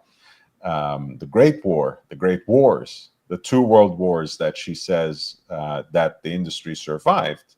And obviously, but, the fact that Swiss watchmaking survived the wars has a lot to do with the fact that they were in Switzerland, right? They were on neutral territory. So, yeah, I think, that no lies detected on your part.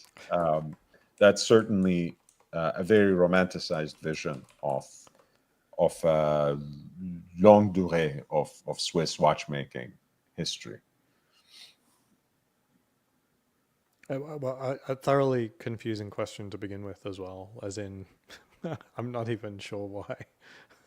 Yeah, again, I think this is there were a few questions that I thought were really intelligent and thoughtful, but a lot of them are very, very broad. But I feel like, again, intentionally broad so that she can say exactly what she wants, right? Because, again, I think a good interview is like a dance, it takes two.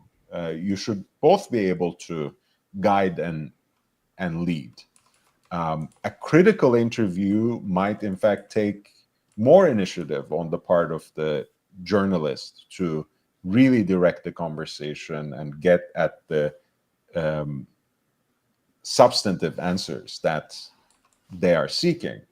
Now, I'm not expecting that because I'm not used to that within the horological industry anyways. But I feel like some of these questions are just made this way to remain at the broad general level where she can just say anything to, to really deliver her own talking points. We have amazing stories of devotion to watchmaking from all the branches in the family, and for us, it's important that we give them the right place in our memories, and we continue being inspired by what they did. I love it. In a very Stadtguy fashion, we often discuss what we find to be à la poubelle about the world and the world around us that we'd like to change. And things that are fantastique that we love and celebrate. I know your list is very long of what you find to be fantastique. I'm positive, so everything is fantastic. Exactly. You're an optimist. I was wondering if we could share just a couple of things that stand out to you in particular as maybe things you'd want to possibly change and throw à la poubelle.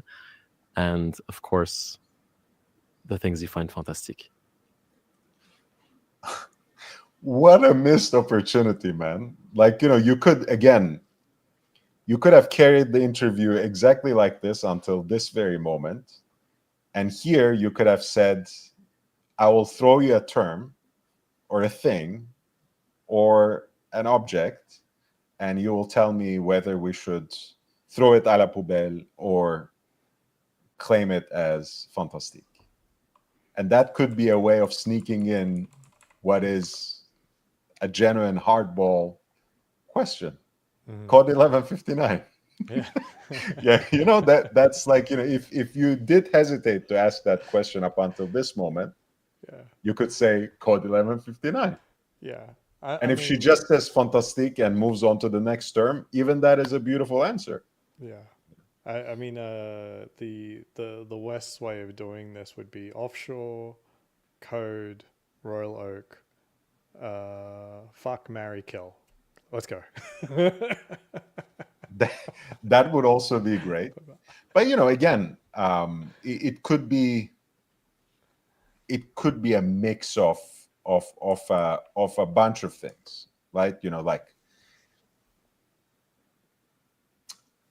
AP branching out to manufacturing another type of luxury good. Code 1159. Engineering. I don't know, just different kinds of terms, but yeah, that could be actually a good series about a few different brands, like good shorts about watchmaking, fuck, marry, kill, going through different catalogs.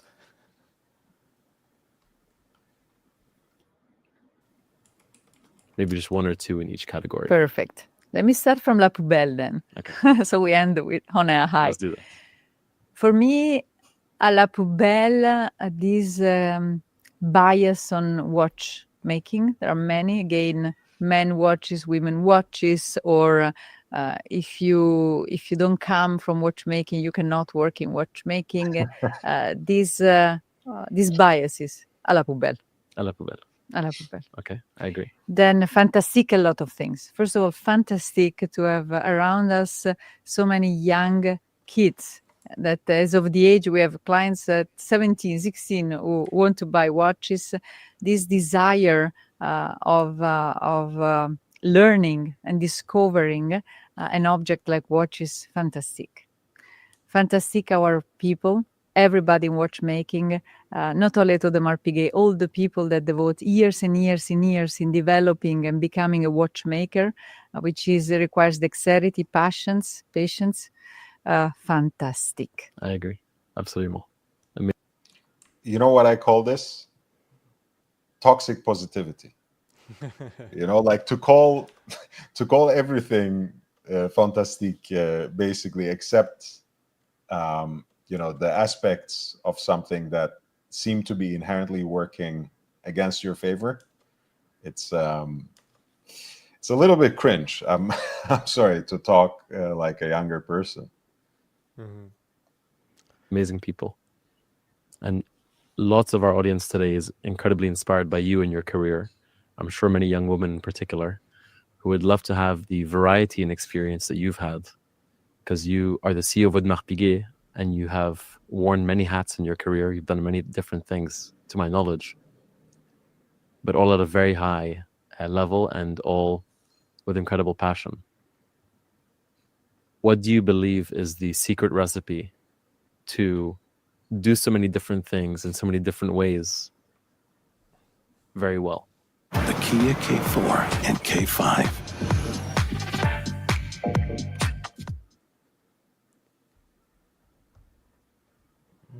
Step into Wix Studio. Kick off Well, I started by saying that my career advice I got when I was very young is to define a dream and be obsessed and go after the dream. I think this is alla poubelle, in all honesty. This is a thinking that creates expectations on a path that is not necessarily the most advantageous for you. In my career, I had lots of twists, turns, up, downs, choices that were totally unexpected. I went for avenues that I thought were big, in reality were smaller, and then the other way around, and I learned a lot in both. So for me, it's much more, yes, you should have a dream. Yes, if you have a clarity when you're young, go for it. I don't know. I was not so fixated about becoming a CEO.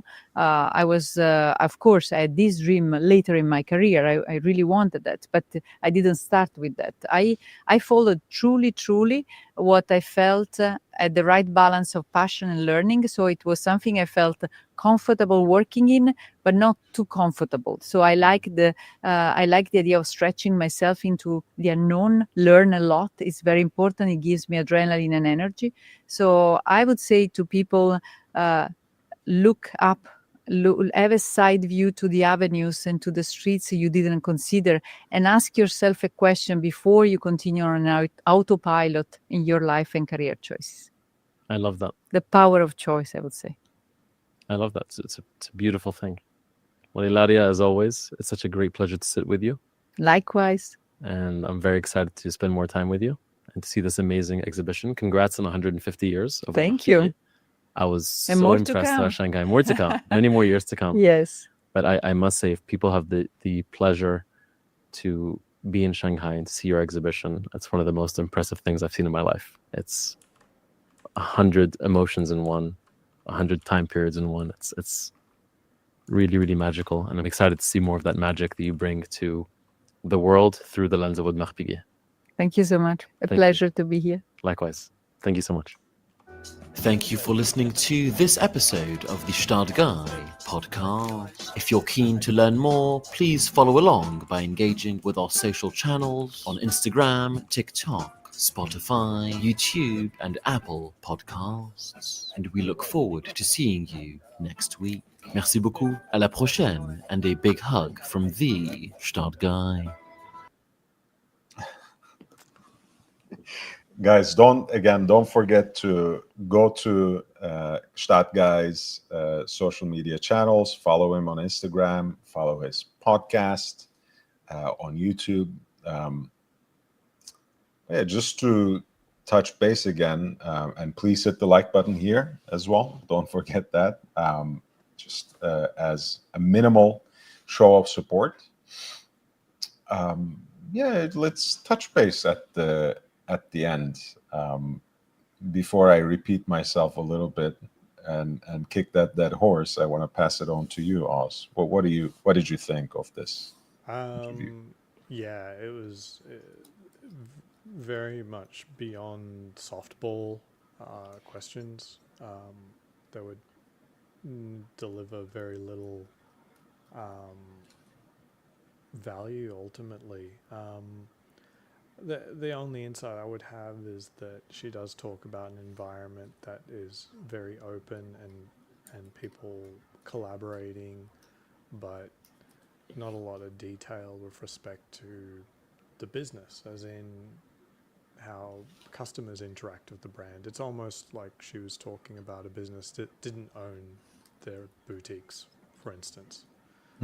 Sort of like Rolex, where you can sort of like throw stuff into the net and it's like the AD relationship. But even though that's not really true for Rolex anymore either. So I don't know. It was very, some wildly poor questions.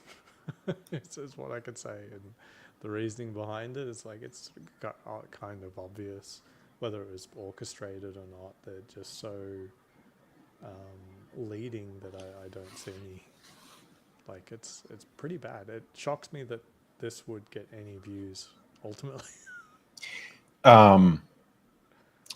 Now they have talked about specific events towards the end of the interview. So revising some of what I've said, because they were referring to the Shanghai exhibition, which happened in late March to early June, as being a couple of weeks away. So there's a couple of weeks removed, I should say, from this filming, which means that probably they sat down, either in late May or maybe early to late June. So it was before the rumors actually broke into the public. I will revise that much. So maybe it's not direct damage control, but that doesn't really push me to walk back what I said about the interview just minutes ago. It feels very choreographed. It feels like at least it was rehearsed in advance, maybe not necessarily in terms of vetting every single question, maybe not necessarily at the level of feeding directly some of the questions, but just the general tone of the interview, the impossibly broad spectrum of responses that most of the questions have invited, and also the way that some of the questions, and that was like the thing that flicked on the switch and raised the alarm for me, was like, hey, your watches really sell themselves. Why do you even bother to tell the story? That was the moment for me where things have kind of where the pieces started fitting together. And I feel like it's a little bit leaning harder on the PR side for AP and for Ilaria Resta as CEO, rather than being a more genuine conversation. And I think ultimately it brings us to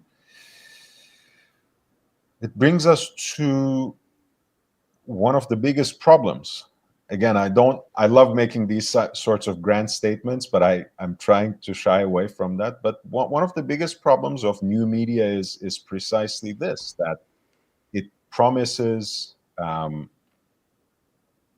almost unlimited freedom, right? Where we can curate every single bit of information and entertainment that we receive, where we have independent citizens making the news themselves. But at the end of the day, to gain and maintain access, at some level, you have to be very flexible. You have to be very elastic in terms of how you structure your interviews, how you phrase your questions, to the level where even without the intervention perhaps of the interview subject, you end up just ingratiating yourself to them rather than having a genuine conversation. And again, I'm even removing the possibility of asking tough questions from the table, because I don't think that has survived in traditional media either, right? You can count, the number of journalists that actually do that in traditional media with one hand. Yeah, in traditional media, not common. But I tell you where it is common is actually in finance space. Normally, you do see like tough questions being asked of CEOs on Bloomberg and CNBC and stuff like that, and so they're not outside of the sphere of having to answer for hardball questions. Yeah. But I think what little I know. But we don't have. Sorry to interrupt, but we don't have a Bloomberg of the watch industry. What we have is Revolution, where Waco shamelessly writes like, I'm not gonna be negative, I'm just I'm unapologetically for this industry, and I'm always going to have a positive spin. Mm-hmm. That's the kind of publications we have in the watch industry. Like just the worst, like literally the worst. Like in any industry, to just be consistently positive and not offer opinion or objectivity. Not that I think that much objectivity is required within watches, but still it's just literally outright the worst. Like, no, I mean, why even publish anything? That's why I said, it's really like, the feeling, the affect that I carry from this interview is toxic positivity.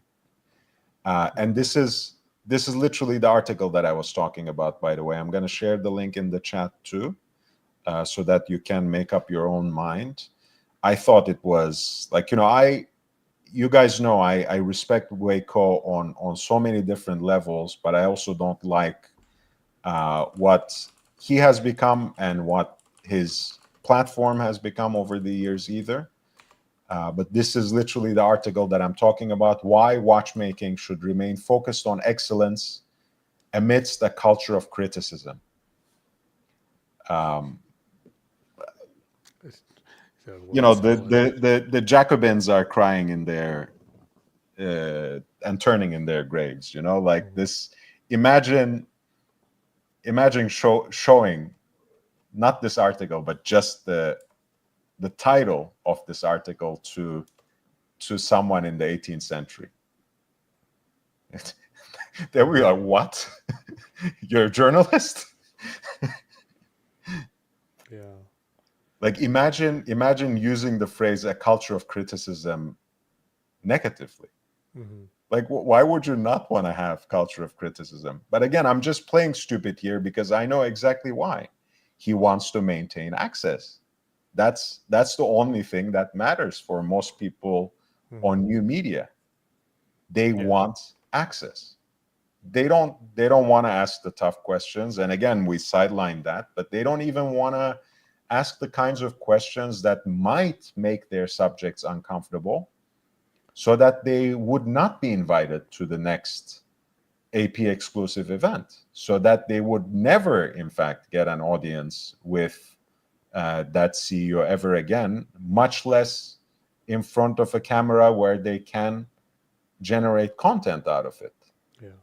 I think the entire industry is filled with such characters and lacking of a complete lack of ethics is rife throughout the entire thing, where the brands expect it. And so one of the things that I saw like 2 years ago was a brand in the action camera space, Insta360, and they tried to do something quite understandable but unethical, and that was that they wanted to send cameras to YouTubers, and that they say, oh, but you please, you got to say this and blah, blah, blah. And you get to keep the camera and stuff like that. And they were immediately put on blast by the entire, journalism space on YouTube, saying, like, I will never review a camera from Insta360 again for propositioning this, just to begin with. And that went right across the board. Like, there's a lot of people that just will not review an Insta360 camera from then on, because Insta360 wanted to have this relationship where they were either in or they were out, basically. Right. And it's like, okay, And I want to be out is what most have. But it seems like within the watch space, this is not controversial. This is like encouraged. No, not at all. It's like, again, I don't even want to pose Oz, like, for my part, obviously I don't want to hold you from it. But I don't even want to pose this as a moral question. I want to pose this as a question of the greater good, and not greater good writ large, but greater good within the dynamics of the watch industry. I think there is something good to be gained from asking the more difficult questions. Again, not even the toughest questions, but asking the more difficult questions to the executives, taking critical stances about their releases, about the kinds of moves they were making. Again, that one of the most disappointing things that I've read on Revolution in recent time was Wayco literally dedicated a whole article about why Piguet was genius for having a date window on the new Type 20. Like, it just didn't make sense. Like, let Piguet handle that. Let them defend their shitty decisions. Like, do something different, for fuck's sake. Like, do something that separates itself from the marketing material of the brand, right? Again, you said it, you proposed it as a moral issue. I'm approaching it from a utilitarian perspective. Do something, if you are going to have a publication, do something that's different than the press releases that the brands release themselves anyways.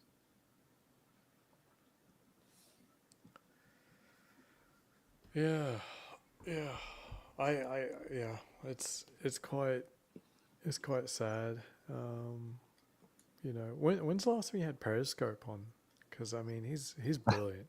He's he's like the voice of reason in all this shithouse people have built in the 21st century for watchmaking. I wanna bring him on, but I also wanna have something very, very specific that we can talk about, and I don't think we have. I don't think I have had that idea. Maldives also, I do want to respond to this specific question. It's actually quite puzzling because, when I think about it very quickly, again, as much of a fanboy I am of AP, I don't have their contemporary catalog memorized, but as far as I know, they actually don't have any GMT watches other than the Royal Oak Concepts that join it with another complication. And I don't even know if any of those models are current. So it's not only that the code 1159 doesn't have a GMT or a dual time version, but that AP seems to have consciously moved away from dual time and GMT watches. I mean, obviously they can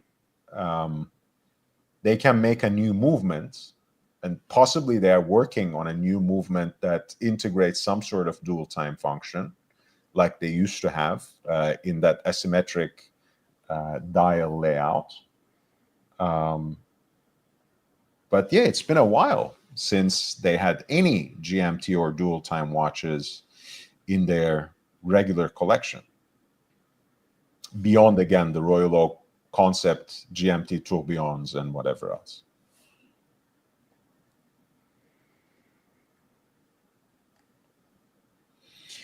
Okay, well, this has been a labor of love for 2 hours and a half. Once again, I wasn't even expecting to have Aussie Expat here, but he has, he has joined me and helped me dissect this interview that was already quite long.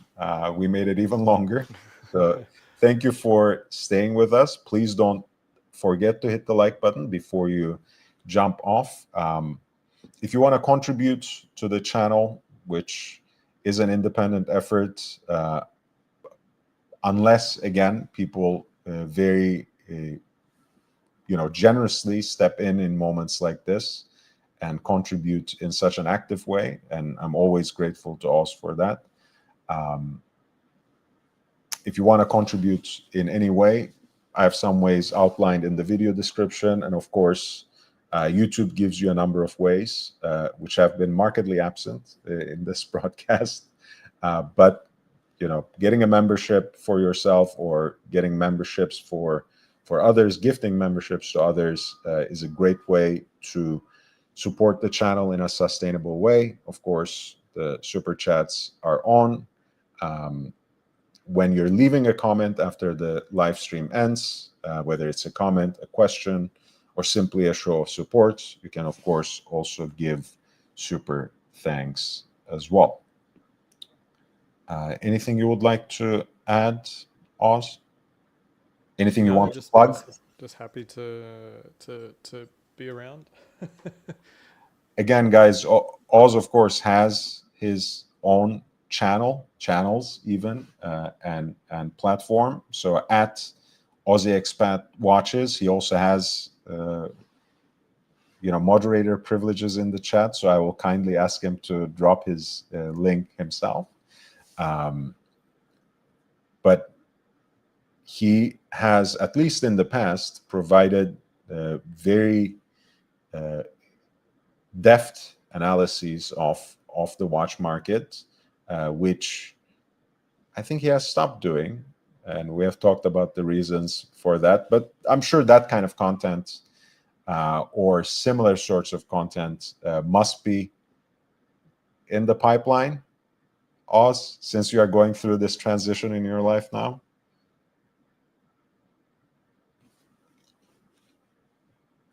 Flick on the switch, Oz. Flick on the switch. Oh, yep.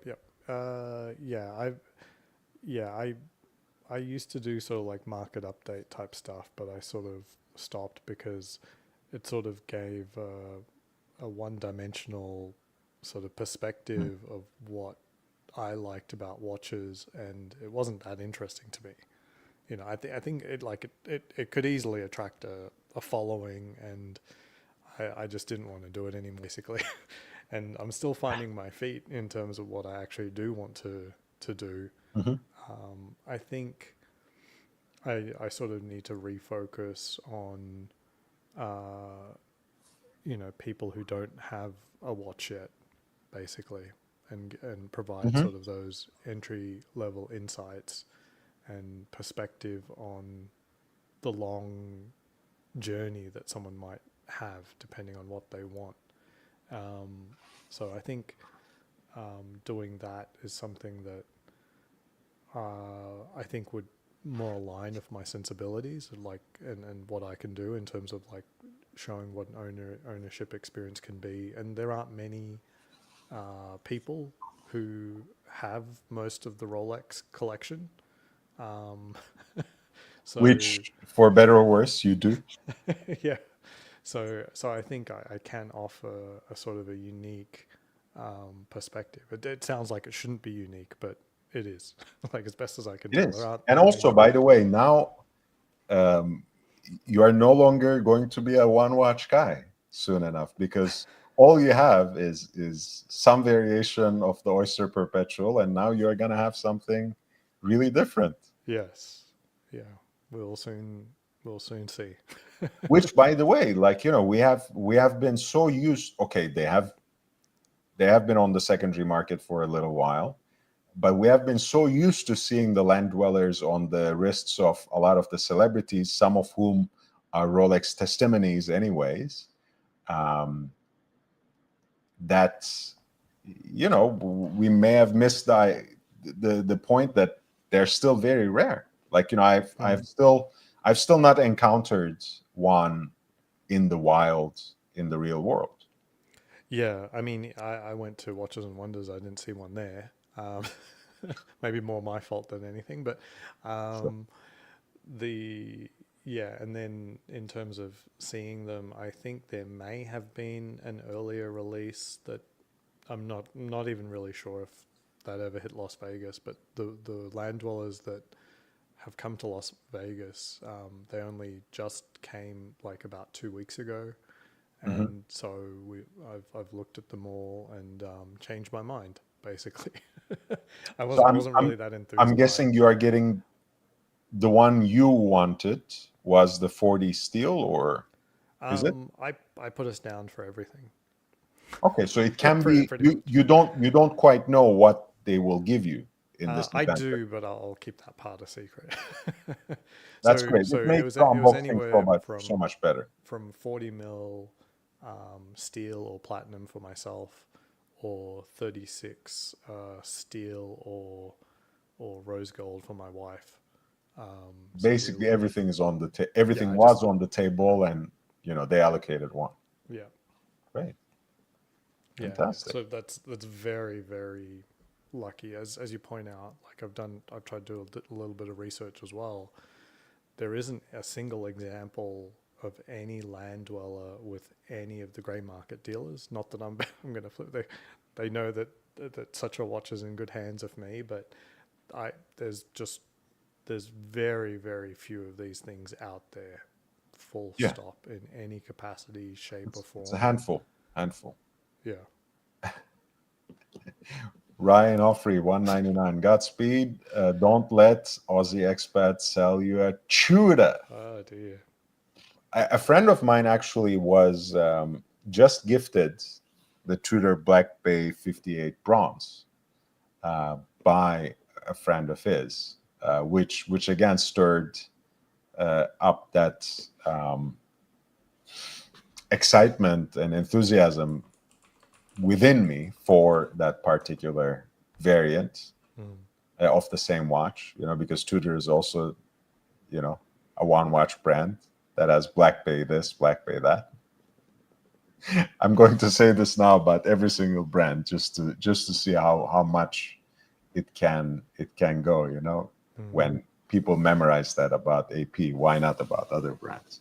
But yeah, I might, and you know, it won't take much to push me in that direction. I have to say, it really won't take much.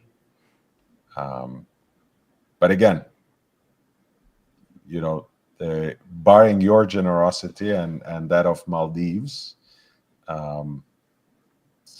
you know, I don't really have much money to buy a new watch anyway. So Tudor, Omega, or anything, even Longines, is far away from me now. So we'll leave it at that. Thank you, everybody. Please don't forget to hit the like button. I am looking forward to reading your comments once the live stream ends.